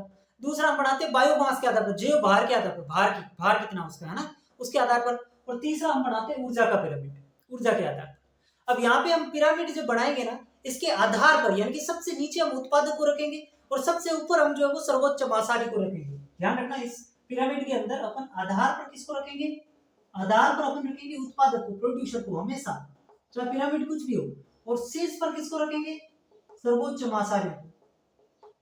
ये चीज हमेशा ध्यान रखना कि आधार पर हमेशा उत्पादक होगा, चाहे पिरामिड उल्टा हो सीधा हो कोई फर्क नहीं पड़ता, चाहे पिरामिड संख्या जैव भार का हो या ऊर्जा का हो, चाहे उल्टा हो सीधा हो, कोई किसी से फर्क नहीं पड़ेगा। आधार पे हमेशा क्या रहेगा? उत्पादक रहेंगे, प्रोड्यूसर रहेंगे। सबसे नीचे प्रोड्यूसर रहेंगे और सबसे ऊपर क्या रहेंगे? सर्वोच्च मासारी रहेंगे। ठीक है, तो अब देखो संख्या के आधार पर जब पिरामिड बनाते हैं ना, तो ये सामान्यतः तो सीधा हो जाता है, सामान्यतः ये पिरामिड कैसा रहेगा? सीधा रहेगा, सामान्यतः सीधा। लेकिन सामान्यतः सीधा रहेगा, लेकिन यहाँ पे एक्सेप्शन भी है। एक्सेप्शन क्या आएगा? सामान्यतः सीधा, इसके लिए अंदर आपको याद रख लेना है जलीय पारितंत्र, है ना, इक्वेटिक सिस्टम, जलीय पारितंत्र इसमें आ जाएगा। फिर आ जाता है एक्सेप्शन। एक्सेप्शन में आपको याद रखना है ट्री या फॉरेस्ट इकोसिस्टम, ट्री या फॉरेस्ट इकोसिस्टम, ये इसका एक्सेप्शन है। सर इसका बताओ? कुछ भी नहीं, ये भी सामान्यतः सीधा, जे बार के अंदर भी क्या होगा? सामान्यतः तो सीधा होगा, लेकिन इसके अंदर ये इसका उल्टा कर दो, जो इसका एक्सेप्शन है ना वो इसका सामान्य एग्जांपल हो जाएगा। तो इसका एग्जांपल हो जाएगा ट्री या फॉरेस्ट, और इसका एक्सेप्शन क्या हो जाएगा? ये वाला जलीय पारितंत्र, या इसको इंग्लिश में बोलते हैं एक्वाटिक इकोसिस्टम। समझ गए मेरी बात को? याद कुछ नहीं रखना, एक बात याद रखनी। एक बात क्या याद रखनी? एक्सेप्शन याद रखना। भाई सामान्यतः दोनों के सीधे होते हैं, कुछ एक अंदर उल्टे होते हैं, वो उल्टे किस में होते हैं? एक एक एग्जांपल याद रखना। इसके अंदर तो एग्जांपल है ट्री या फॉरेस्ट इकोसिस्टम का, और इसके अंदर है एक्वाटिक इकोसिस्टम का। दो ही इकोसिस्टम है, या तो एक्वाटिक इकोसिस्टम या ट्री या फॉरेस्ट इकोसिस्टम। ध्यान से सुनना, मैं यहाँ पे आपको याद करवा दूंगा, ध्यान से सुनो। दो ही एग्जांपल इकोसिस्टम, या तो ट्री या फॉरेस्ट या एक्वाटिक। ठीक है, अब जैसे कि मैं बात करूं संख्या का पिरामिड, तो इसमें एक तो सामान्य होगा, दो ही है, एक तो सामान्य होगा और एक इसके अंदर एक्सेप्शन होगा। तो एक कोई भी याद कर लो, जैसे कि मैंने याद कर लिया कि संख्या का जो पिरामिड है ना, इसका एक्सेप्शन है ट्री या फॉरेस्ट इकोसिस्टम। तो मुझे अपने आप पता चल जाएगा कि इसका सामान्य उदाहरण क्या है? जलीय पारितंत्र, क्योंकि बचा कौन सा है? यही बड़ा। और अगर मुझे ये याद है कि संख्या का पिरामिड जो है वो ट्री या फॉरेस्ट है, तो मुझे ये भी पता है कि इसके अंदर ये एक्सेप्शन है, तो इसके अंदर ये सामान्य में चला जाएगा, और ये सामान्य में है तो ये इसके अंदर एक्सेप्शन में चला जाएगा। बताओ, सारी चीजें लिंक करके पढ़ दोगे, केवल एक चीज पढ़ लेना, सारी चीज याद हो जाएगी। अब आता है ऊर्जा का पिरामिड। एक चीज इसके अंदर एक ही बस याद रखनी है, सदैव सीधा, ऑलवेज अपराइट, सदैव सीधा। क्यों? क्योंकि ऊर्जा का प्रवाह कैसा होता है? ऊर्जा का प्रवाह हमेशा एक दिशात्मक होता है, हमेशा एक दिशात्मक होता है। ठीक है, उत्पादकों के पास सबसे ज्यादा ऊर्जा होगी, उत्पादकों के पास सर्वाधिक व सर्वोच्च मांसाहारी के पास न्यूनतम ऊर्जा होगी। इसमें कोई एक्सेप्शन नहीं, न्यूनतम ऊर्जा होगी। ठीक है, चलो ये आपको पिरामिड के अंदर समझना था। अब एक एग्जांपल के तौर पे पिरामिड बनाऊं तो जैसे कि ये मैंने बना दिया,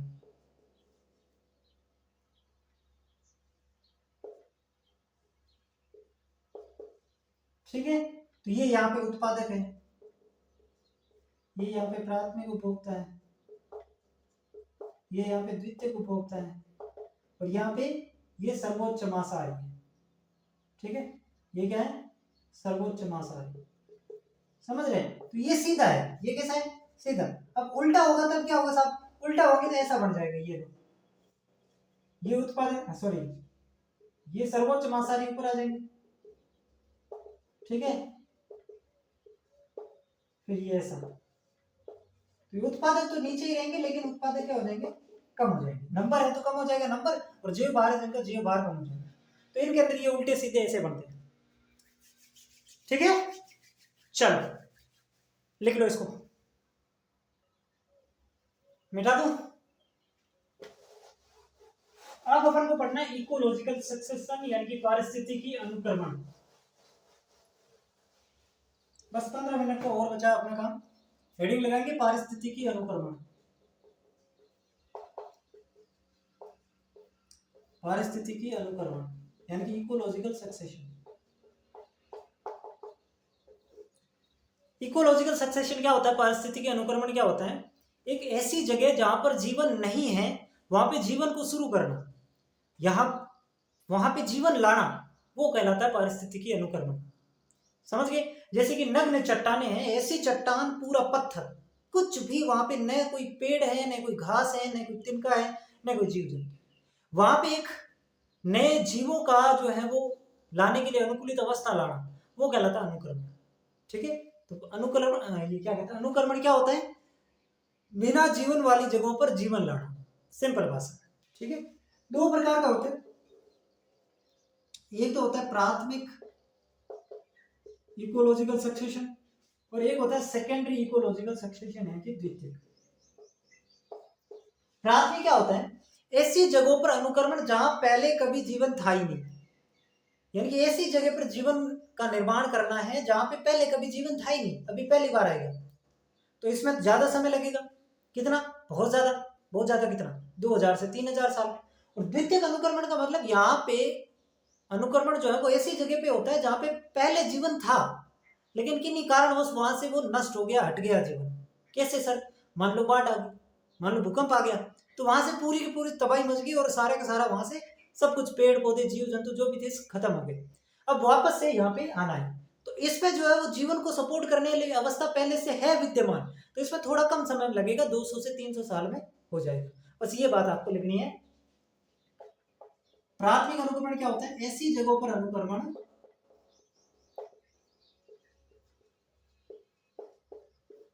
जहां पहले कभी जीवन नहीं था, इसमें ज्यादा समय लगता है, ठीक है। जबकि इसके अंदर पहले जीवन था, लेकिन किन्हीं कारणों से, वो कारण क्या हो सकते हैं? भूकंप, बाढ़, कुछ भी अपन समझने के लिए लिख सकते हैं, ठीक है। किन्हीं कारणों से नष्ट हो गए। वहां पे जो अनुक्रमण होता है वो द्वितीयक कहलाता है। इसमें समय क्या लगता है? कम समय लगता है, ठीक है, 200 से 300 साल। जबकि इसमें 2000 से 3000 साल, इतना टाइम लगता है इसमें, ठीक है। अब देखो प्राथमिक अनुक्रमण कहां पे होगा साहब? प्राथमिक अनुक्रमण कहां पे होगा? जैसे कि डीप फ्रेशली फॉर्म्ड लेक है ना, अभी अभी बनी झील है, फ्रेशली फॉर्म्ड लेक, नग्न चट्टाने, और ये कहां पे होगा? बाढ़ग्रस्त इलाके, बाढ़ग्रस्त या भूकंपग्रस्त इलाके, ठीक है। ये आपको समझना है, ये आपको समझना है कि पारिस्थितिकी अनुक्रमण दो प्रकार के होते हैं, एक प्राथमिक, एक द्वितीयक। प्राथमिक क्या होता है? जहां पे पहले जीवन था ही नहीं, वहां पे जीवन लाना है। यहाँ पे पहले जीवन था लेकिन किन्हीं कारण से नष्ट हो गया, वहां पे भी जीवन लाना है। दोनों के अंदर अनुक्रमण का मतलब जीवन नहीं है, वहां जीवन लाना है। लेकिन कंडीशन अलग अलग है। यहाँ पे जीवन कभी था ही नहीं, जबकि यहाँ पे जीवन पहले था। ठीक है, तो ये आपको ध्यान में रखना। अब अनुकरण होता कैसे है, अनुकरण का जो प्रोसेस है होता कैसे है, ऐसे तो नहीं है कि सीधे ही जो है मनुष्य आगे, नहीं, एक स्टेप बाय स्टेप होता है। सबसे पहले अलग पायनियर कम्युनिटीज आएगी, फिर क्लाइमैक्स आएगा, फिर मतलब अलग अलग चीजें आती है, उसके स्टेप बाय स्टेप होते हैं। तो वो अपन देख लेते हैं कि पारिस्थितिकी अनुक्रमण के दौरान कौन कौन सी अवस्थाएं आती हैं। ठीक है, बेटा उसको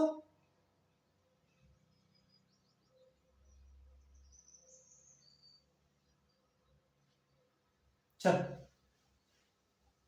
अगली हेडिंग लगाएंगे, पारिस्थितिकी अनुक्रमण के दौरान बनने वाले समुदाय। पारिस्थितिकी अनुक्रमण के दौरान बनने वाले समुदाय।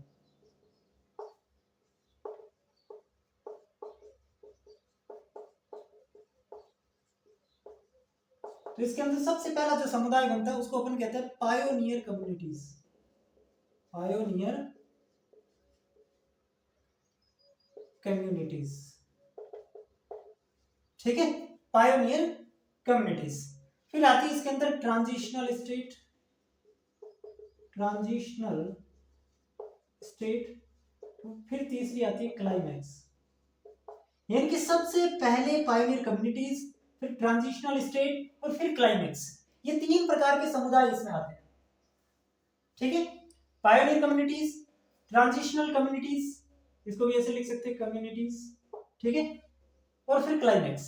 ये अनुक्रमण शुरू करते हैं, सबसे पहले ये आती है, तो ये अनुक्रमण क्या करती है, स्टार्ट करती है, ये अनुक्रमण शुरू करती है। ठीक है, पायोनियर कम्युनिटीज क्या होती है, अगर मैं स्थलीय की बात करूं, यानी कि स्थल पर कौन अनुक्रमण शुरू करता है, तो लाइकेन अपन पढ़ चुके हैं।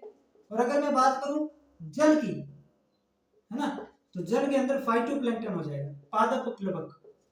ये जो है ये पायोनियर कम्युनिटीज के तौर पे काम करते हैं, लाइकेन और पादप प्लवक। ठीक है,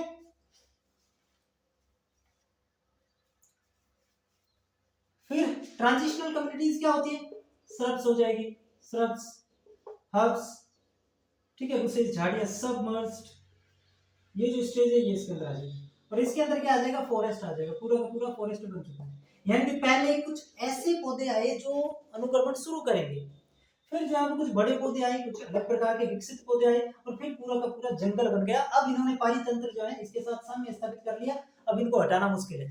तो ये तीन प्रकार की कम्युनिटीज आती हैं अनुक्रमण के दौरान। सबसे पहले पायोनियर कम्युनिटीज जो कि जीवन को शुरू करती हैं, अनुक्रमण को शुरू करती हैं, वो लाइकेन और फाइटोप्लैंक्टन होते हैं। फिर जो है वो यहाँ पे जैसे ही वहां पे थोड़ी बहुत अवस्थाएं बनी, मिट्टी बनी, ठीक है, इन्होंने कुछ ऐसी कंडीशन लाई जिससे थोड़े और विकसित पादप उग सकते हैं। तो यहाँ पे झाड़ियां, ठीक है, सब्स, हर्ब्स जिसको अपन कह सकते हैं, तो वो सारे उगे। और फिर जो है फाइनली क्लाइमैक्स कम्युनिटी आ गई, जिसके अंदर बड़े बड़े पेड़ पौधे उगे और एक जंगल का रूप ले लिया, और इन्होंने अब जो है वो इकोसिस्टम के साथ साम्य अवस्था स्थापित कर ली, इनको अब हटाना मुश्किल होता है। ठीक है, तो ये सारी चीजें आपको ध्यान रखनी है। अब ये पायोनियर से लेकर के क्लाइमैक्स तक जितने भी समुदाय है ना, इनको अपन सीयर या क्रमक कहते हैं। ये पॉइंट लिख लो, पायोनियर से क्लाइमैक्स तक सभी समुदाय कर्मक, कर्मक या SER, सीयर कहलाते हैं। जितने भी स्टेज आती है उसको अपन क्या कहते हैं, सीयर कहते हैं। तो ये भी चीज आपको लिखना है। ठीक है, अब जैसे कि मैं बात करूं जीरो सीयर, जीरो सीयर का मतलब स्थल पर बात करूं तो सबसे पहले लाइकेन आएगा भाई, है ना, स्थल पर सबसे पहले क्या आता है, लाइकेन। लाइकेन के बाद में हर्ब्स आएगी, हर्ब्स के बाद में क्या आ जाएगी, सब्स, ठीक है, सब्स के बाद में ब्रायोफाइटा, ठीक है, और उसके बाद में ट्री। समझ गए मेरी बात को, सॉरी ब्रायोफाइटा तो पहले ही आ जाएगा ना, क्या लिखा है, लाइकेन, लाइकेन के बाद ब्रायोफाइटा, ब्रायोफाइटा के बाद हर्ब्स, फिर श्रब्स और फिर ट्रीज। ठीक है, तो ये क्या है, पायोनियर कम्युनिटी। ये क्या है, पायोनियर कम्युनिटी। ये सारी की सारी क्या है साहब, ये सारी की सारी जो है वो क्या है, ट्रांजिशनल स्टेज है, ट्रांजिशनल कम्युनिटी। ठीक है, और ये क्या है, ये है क्लाइमेक्स। ठीक है, तो ये जीरो सीएल यानी कि स्थल पर कैसे अनुक्रमण होता है वो अपन ने देखा, ये स्टेज, इनको लिख लो बस। ठीक है, अब 5 मिनट का और टॉपिक अपना बचा हुआ है, फिर उसको अपन चैप्टर को समाप्त करते हैं।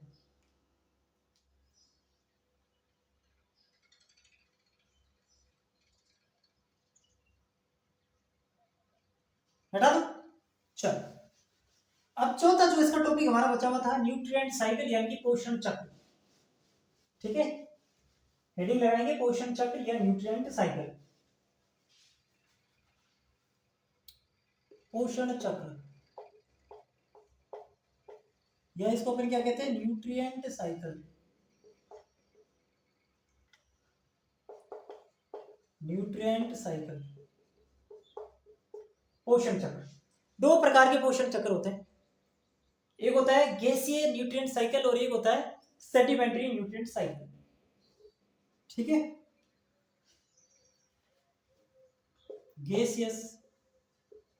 गैसियस न्यूट्रिएंट साइकिल यानी कि गैसीय पोषण चक्र, न्यूट्रिएंट साइकिल, और एक हो जाएगा सेडिमेंट्री न्यूट्रिएंट साइकिल यानी कि ठोस पोषण चक्र। इन दोनों के अंदर अंतर समझो। वैसे कुछ अंतर तो आपको नाम से ही पता चल रहा है, गैसीय और सेडिमेंट्री, यानी कि इसका जो जैव भू रासायनिक है वो गैस है, जबकि इसका जैव भू रासायनिक ठोस होता है। मतलब इनका स्रोत होता है वायुमंडल, इनकी स्रोत होती है चट्टान। समझ गए, इनका जैव भू रासायनिक क्या होता है, इनका जैव भू रासायनिक गैस, तो इनका जैव भू रासायनिक क्या हो जाएगा, ठोस हो जाएगा। इनका जो स्रोत होता है, इनका स्रोत होते हैं वायुमंडल, जबकि इनका स्रोत क्या होता है, चट्टान। समझ रहे हैं, मतलब इसके अंदर ये जो गैसें है वो चट्टान से मिलेगी, जबकि इसके अंदर ठोस, सॉरी गैसें वायुमंडल से और चट्टान से ठोस मिलेगी। कौन कौन से ऐसे साइकिल हैं जो गैसियस हैं, एग्जाम्पल के लिए आपको याद रखना है, carbon cycle, hydrogen cycle, oxygen cycle और नाइट्रोजन साइकिल, यानी कि कौन, कैसे याद रखेंगे, कौन से, CHON, कौन, कार्बन, हाइड्रोजन, ऑक्सीजन, नाइट्रोजन, यानी कि जितनी भी गैसें हैं इनका क्या है, गैसियस न्यूट्रिएंट साइकिल, क्योंकि ये इनका स्रोत क्या होता है, वायुमंडल होता है। अब मैं बात करूं सल्फर साइकिल, मैं बात करूं फॉस्फोर साइकिल, तो ये कहां से मिलते हैं हमें, चट्टानों से, तो ये क्या है, सेडिमेंट्री न्यूट्रिएंट साइकिल है। ठीक है, समझ गए बातों को, बस ये पोषण चक्र था जिसके बारे में आपको याद रखना है। सिंपल सा सवाल आएगा, कौन सा सेडिमेंट्री है, कौन सा गैसियस है, या जैव भू रासायनिक क्या होता है, या स्रोत क्या होता है, जो कि आपके सामने ले लो इसका स्क्रीनशॉट। ये अपना चैप्टर कंप्लीट हो गया। क्या क्या पढ़ा एक बार रिवाइज करवा दूं मैं। सबसे पहले पारितंत्र जो है वो प्रकृति की इकाई है। फिर हमने कहा कि पारितंत्र क्या होता है, कोई भी जीव अपने वातावरण में जैविक और अजैविक घटकों के साथ जो पारस्परिक क्रिया दर्शाता है उसको अपन क्या कहते हैं साहब, उसको अपन पारितंत्र कहते हैं। ठीक है, एक मिनट, चलो ठीक है। हाँ, तो कोई भी जीव अपने जैविक और अजैविक घटकों के साथ जो पारस्परिक क्रिया दर्शाता है उसको हम क्या कहते हैं, पारितंत्र कहते हैं। अब जैविक और अजैविक घटक कौन से हो गए, अजैविक घटक में हमने बात कर लिया टेम्परेचर, वाटर, सोइल, ये सारे अजैविक घटक है और आप समझ गए। फिर हमने कहा कि जो जैविक घटक है यानी कि सजीव है ना, इनको हम 3 भागों में बांटेंगे, एक उत्पादक, एक उपभोक्ता और एक अपघटक। उत्पादक कौन होते हैं, पेड़ पौधे। पेड़ पौधे हमेशा उत्पादक कौन होंगे, पेड़ पौधे होंगे जो प्रकाश संश्लेषण करते हैं, जो स्वपोषी होते हैं, वही उत्पादक होते हैं। तो उत्पादक हो जाएंगे पेड़ पौधे।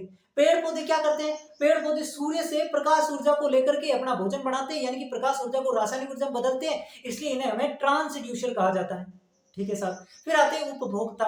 उपभोक्ता क्या करते हैं, उपभोक्ता 3 प्रकार के होते हैं, एक प्राथमिक उपभोक्ता, एक द्वितीयक उपभोक्ता, एक सर्वोच्च मांसाहारी।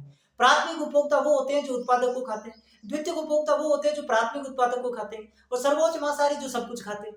ठीक है, और फिर लास्ट में आते हैं अपघटक यानी कि डीकम्पोजर्स, यानी कि जो जटिल कार्बनिक पदार्थों को सरल कार्बनिक पदार्थों में तोड़ने का काम करे वो अपघटक होते हैं। ठीक है, फिर हमने इसके अंदर देखा कि भाई आगे जो चीजें हमने देखी कि पारितंत्र जो है वो कंप्लीट भी हो सकता है, इनकम्प्लीट भी हो सकता है। सारे के सारे घटक है तो कंप्लीट, जैसे कि ट्रॉपिकल रेन फॉरेस्ट, और कुछ घटक अनुपस्थित है जैसे कि डेजर्ट के अंदर है, डीप सी के अंदर है, तो इनकम्प्लीट हो जाएगा। फिर हमने कहा कि ये प्राकृतिक और कृत्रिम दो प्रकार का होता है। प्राकृतिक पारितंत्र के अंदर जो हमने एग्जाम्पल देखे जैसे कि आपका ट्रॉपिकल रेन फॉरेस्ट वगैरह, ये सारे प्राकृतिक पारितंत्र है।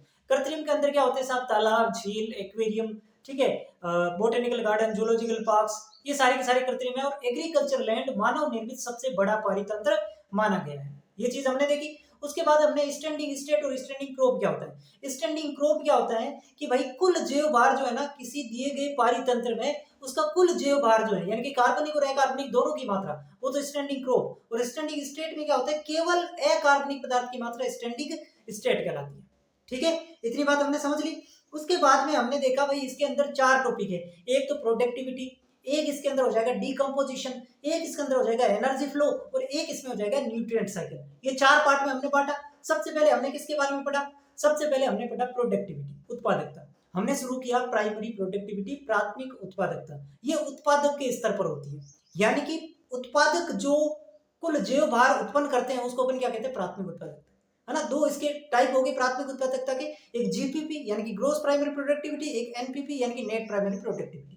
जीपीपी क्या होती है, जो उत्पादक कुल जैव भार उत्पन्न करते हैं इकाई समय और इकाई क्षेत्रफल में, कुल जैव भार जो उत्पन्न करेंगे वो तो ग्रोस प्राइमरी प्रोडक्टिविटी। और नेट क्या हो जाएगा, कुल जैव भार में से रेस्पिरेटरी लॉस को निकाल लो, रेस्पिरेटरी लॉस को निकाल लो, और रेस्पिरेटरी लॉस को निकालेंगे तो पीछे क्या बचेगा, उपभोक्ता के लिए उपलब्ध जैव भार, तो उसको नेट प्राइमरी प्रोडक्टिविटी कह दिया। फिर सेकेंडरी प्रोडक्टिविटी क्या होता है भाई, उपभोक्ताओं द्वारा उत्पन्न कुल जैव भार। प्राइमरी प्रोडक्टिविटी उत्पादकों के द्वारा उत्पन्न जैव भार, कुल जैव भार। और सेकेंडरी प्रोडक्टिविटी क्या हो जाएगी, उपभोक्ताओं द्वारा उत्पन्न कुल जैव भार, वो सेकेंडरी प्रोडक्टिविटी। तो फिर प्रोडक्टिविटी कंप्लीट। फिर हमने देखा डीकम्पोजिशन। मैंने कहा डीकम्पोजिशन का मतलब जटिल कार्बनिक पदार्थों का सरल अकार्बनिक पदार्थों में तोड़ना। इसके अंदर 5 स्टेप होते हैं, कैसे याद करेंगे, फलचम से, यानी कि फ्रेगमेंटेशन यानी कि खंडन, लीचिंग निक्सालन, फलचम यानी कि कैटाबोलिज्म यानी कि अपचन, एच से ह्यूमिफिकेशन यानी कि ह्यूमस का निर्माण, और एम से मिनरलाइजेशन यानी कि खनिज विघटन। एक एक करके देखें तो सबसे पहले देखो आता है फ्रेगमेंटेशन यानी कि खंडन, खंड करना, उसके टुकड़े करना। तो सबसे पहले इसको जो है, जो मृत कार्बनिक पदार्थ होता है उसको अपरद कहते हैं, तो इसपे अपरदहारी यानी कि केंचुआ काम करेगा और उसको छोटे छोटे टुकड़ों में तोड़ देगा। तो अपरदहारी हो गया केंचुआ, और क्या काम करेगा, छोटे छोटे टुकड़ों में तोड़ देगा। बस फ्रेगमेंटेशन में इतनी बातें याद रखनी। फिर दूसरी चीज आती है इसके अंदर लीचिंग। लीचिंग के अंदर क्या होता है, मृदा के सतह पर जो जल में घुलनशील पोषक तत्व है वो वर्षा के साथ मृदा की निचली सतह में चले जाते हैं, इसे लीचिंग कहते हैं। फिर आता है आपका कैटाबोलिज्म। तो इसके अंदर जो अपघटनकारी होते हैं जैसे कि जीवाणु हैं, कवक हैं, वो इसको छोटे छोटे टुकड़ों में तोड़ देते हैं। फिर लास्ट में आता है ह्यूमस का निर्माण।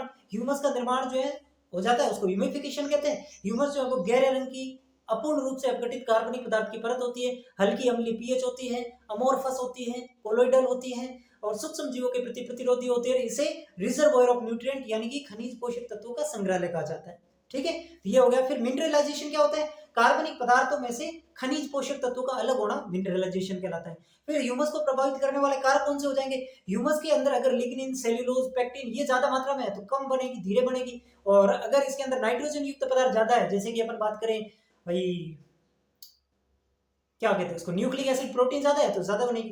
टेम्परेचर अगर 30 डिग्री सेल्सियस तक है तो ह्यूमस का निर्माण अच्छे से होगा, ज्यादा होगा, इसके लिए सर्वोत्तम है। और 10 डिग्री सेल्सियस से भी कम हो गया तो ह्यूमस का निर्माण होगा नहीं। आर्द्रता अगर ज्यादा है तो ह्यूमस का निर्माण तेजी से होगा। मृदा के अंदर अगर एरेशन, वायुतन अच्छा है तो भी ह्यूमस का निर्माण तेजी से होगा। ये सारे के सारे ह्यूमस को प्रभावित करने वाले कारक। ठीक है, उसके बाद हमने क्या देखा साहब, उसके बाद हमने देखा एनर्जी फ्लो। एनर्जी फ्लो कैसे होता है, मैंने कहा ऊर्जा का प्रवाह हमेशा कैसा होगा, एक दिशात्मक होगा, यानी कि उत्पादकता से सर्वोच्च महासारी तक होगा। प्रोड्यूसर से सर्वोच्च महासारी जो होंगे उसकी तरफ ये एनर्जी का फ्लो होता है, हमेशा एक दिशात्मक होता है। ठीक है, 50% पार होती है, जो सूर्य ऊर्जा का स्रोत एकमात्र सूर्य है, उससे जो प्रकाश किरणें आती है उसमें पार कितना होता है, फोटोसिंथेटिक एक्टिविटी रीजन 50% होता है। उस 50% में 1 से 5% जो है वो जीपीपी जो होती है, ग्रोस प्राइमरी प्रोडक्टिविटी, उसके अंदर आता है। फिर उसमें से 20% रेस्पिरेटरी लॉस को निकालेंगे तो पीछे एनपीपी बच जाएगा, जो कि 0.8 से ये बच जाएगा। ठीक है, जितना भी है, ये हो गया आपका ऊर्जा का प्रभाव। उसके बाद में हमने खाद्य श्रृंखला पे आए थे। खाद्य श्रृंखला क्या होती है साहब, इस पारितंत्र के अंदर हर जीव जो है भोजन के लिए एक दूसरे पे निर्भर रहता है, जिससे एक चेन बन जाती है, उसे खाद्य श्रृंखला कहते हैं। खाद्य श्रृंखला के अंदर प्रत्येक जीव क्या दर्शाता है, एक पोषक स्तर को दर्शाता है, जो हमने देख लिया, जैसे कि उत्पादक प्राथमिक पोषक स्तर, है ना। उसके बाद में जो प्राथमिक उपभोक्ता है ये द्वितीय पोषी स्तर, द्वितीय उपभोक्ता तृतीय पोषी स्तर और सर्वोच्च मांसाहारी चतुर्थ पोषी स्तर हो जाएंगे। ठीक है, तो ये पोषी स्तर हो जाएंगे। अब एक खाद्य श्रृंखला के अंदर अधिकतम 3 से 5 पोषी स्तर हो सकते हैं। क्यों? क्योंकि अगले पोषी स्तर में केवल 10% ऊर्जा का स्थानांतरण होता है, इस वजह से ज्यादा लंबी चेन नहीं हो सकती। ठीक है, फिर हमने कहा कि खाद्य श्रृंखला के 2 प्रकार है, एक ग्रेजिंग फूड चेन, एक जो है वो आपकी हो जाएगी detritus food chain. Grazing food chain क्या होती है साहब? ये इसका ऊर्जा का स्रोत सूर्य होगा, ये उत्पादक से शुरू होगी और जो ज्यादातर जो जलीय पारितंत्र में ऊर्जा का प्रवाह इसी फूड चेन के माध्यम से होता है। फिर हमने बात की कौन सी की? डेट्राइटस फूड चेन की। नाम से पता चल रहा है इसके अंदर ऊर्जा का स्रोत अपरद होगा और ये अपरद से शुरू होती है और इस स्थलीय पारितंत्र के अंदर ज्यादातर ऊर्जा का प्रवाह डेट्राइटस फूड चेन से होता है, अपरदन जो खाद्य श्रृंखला होती है उसके द्वारा होता है। ठीक है, तो ये चीज देखी। फिर हमने देखा खाद्य जाल क्या होता है, तो खाद्य श्रृंखलाओं का जटिल खाद्य जाल होगा। खाद्य जाल जितना जटिल, पारितंत्र उतना ही ज्यादा क्या हो जाएगा? स्थायी हो जाएगा। ठीक है, खाद्य जाल के अंदर हमने ये भी देखा कि एक जीव एक से अधिक पोषक स्तर को भी दर्शा सकता है। जैसे कि गोरैया के बाद हमने की ये बीज भी खाती है तो T2 हो जाएगी, और अगर ये क्या कहते हैं कीड़े मकोड़े वगैरह खाएगी, केंचुए खाएगी तो T3 हो जाएगी। ये हमने खाद्य जाल के अंदर बात कर ली। फिर ठीक है, फिर हमने एनर्जी के पिरामिड देखे, मतलब इकोलॉजिकल पिरामिड देखे, जिसमें नंबर का पिरामिड, बायोमास का पिरामिड और एनर्जी का पिरामिड। एनर्जी के पिरामिड में कोई दिक्कत ही नहीं है, हमेशा सीधा रहेगा, क्योंकि ऊर्जा का प्रवाह हमेशा क्या होता है? एक दिशात्मक होगा। ठीक है, तो ये तो हमें पता चल गया। ठीक है, दूसरी बात सर, नंबर और बायोमास वाले में यानी कि संख्या और जैव भार वाले में दिक्कत आएगी? कुछ नहीं, सामान्यतः तो क्या होते हैं? सीधे होते हैं। अब मैंने कह दिया इकोसिस्टम 2 होते हैं, या तो ट्री या फॉरेस्ट का होगा, ये एक्वेटिक होगा। उसमें से एक एक्सेप्शन होगा, एक नॉर्मल होगा। समझ रहे हैं मेरी बात को? एक एक्सेप्शन एक नॉर्मल होगा। 2 इकोसिस्टम है, उसमें से एक एक्सेप्शन एक नॉर्मल। अब कोई एक आप याद कर लो, कोई एक XYZ आप याद कर लो। जैसे कि आपने नंबर ऑफ पिरामिड जो है, पिरामिड ऑफ नंबर, संख्या का जो पिरामिड है, उसके अंदर एक्सेप्शन याद कर लिया कि उसके अंदर ट्री या फॉरेस्ट इकोसिस्टम एक्सेप्शन है, तो बाकी सारे के सारे अपने आप याद हो जाएंगे। समझ गए मेरी बात को? तो ये इकोलॉजिकल पिरामिड। फिर हमने देखा इकोलॉजिकल सक्सेशन, यानी कि जहां पे जीवन नहीं है वहां से जीवन आने तक की जो अवस्था है उसको लोग इकोलॉजिकल सक्सेशन कहते हैं। ये 2 प्रकार का होता है, प्राइमरी और सेकेंडरी। प्राइमरी जहां पहले कभी जीवन था ही नहीं, इसमें ज्यादा समय लगेगा। सेकेंडरी में जहां पहले जीवन था, किन्हीं कारणों से नष्ट हो गया, बाढ़ भूकंप इत्यादि से, तो वहां पे समय कम लगेगा। अब यहाँ पे जो इकोलॉजिकल सक्सेशन होता है, पारिस्थितिकी अनुक्रमण होता है, तो कुछ समुदाय बनते हैं, है ना, एकदम नहीं होता, कुछ स्टेप होते हैं। तो सबसे पहले पायनियर कम्युनिटीज आती है जो अनुक्रमण को शुरू करते हैं, जैसे कि लाइकेन है, फाइटोप्लैंक्टन है, ये पायनियर कम्युनिटीज है। फिर जो है इसके बीच में आती है ट्रांजिशन कम्युनिटीज, जिसके अंदर जो है वह सब मर्ज्ड स्टेज वगैरह आती है। फिर लास्ट में आते हैं क्लाइमेक्स, यानी कि इसके अंदर आ जाएंगे फॉरेस्ट, जंगल आ जाएंगे, मतलब ये पारितंत्र के साथ साम्य स्थापित कर लेते हैं। समझ गए मेरी बात को? और फिर सबसे लास्ट में अपन ने क्या पढ़ लिया? न्यूट्रिएंट साइकिल पढ़ लिया, जिसमें एक गैसियस होता है, जिसके अंदर ऊर्जा का मतलब जिसका मुख्य स्रोत क्या होती है? वायुमंडल होती है, और इसका भू रासायनिक गैस होता है। और एक सेडिमेंट्री होता है, जिसके अंदर जो भू रासायनिक वो ठोस होता है, और इसके अंदर जो स्रोत होता है वो क्या होती है? चट्टान होती है। गैसेस कौन से होते हैं? तो CHON, और इसके अंदर फॉस्फोरस और सल्फर हो जाएंगे। क्लियर? एकदम क्लियर? पक्का? नहीं भूलोगे? गारंटी? चलो, अगर इतना समझ में आया, अगर आपको अच्छा लगा तो एक बार सब्सक्राइब कर दो, कर दो। मैं यही करो, कर दिया? करो करो करो, ठीक है।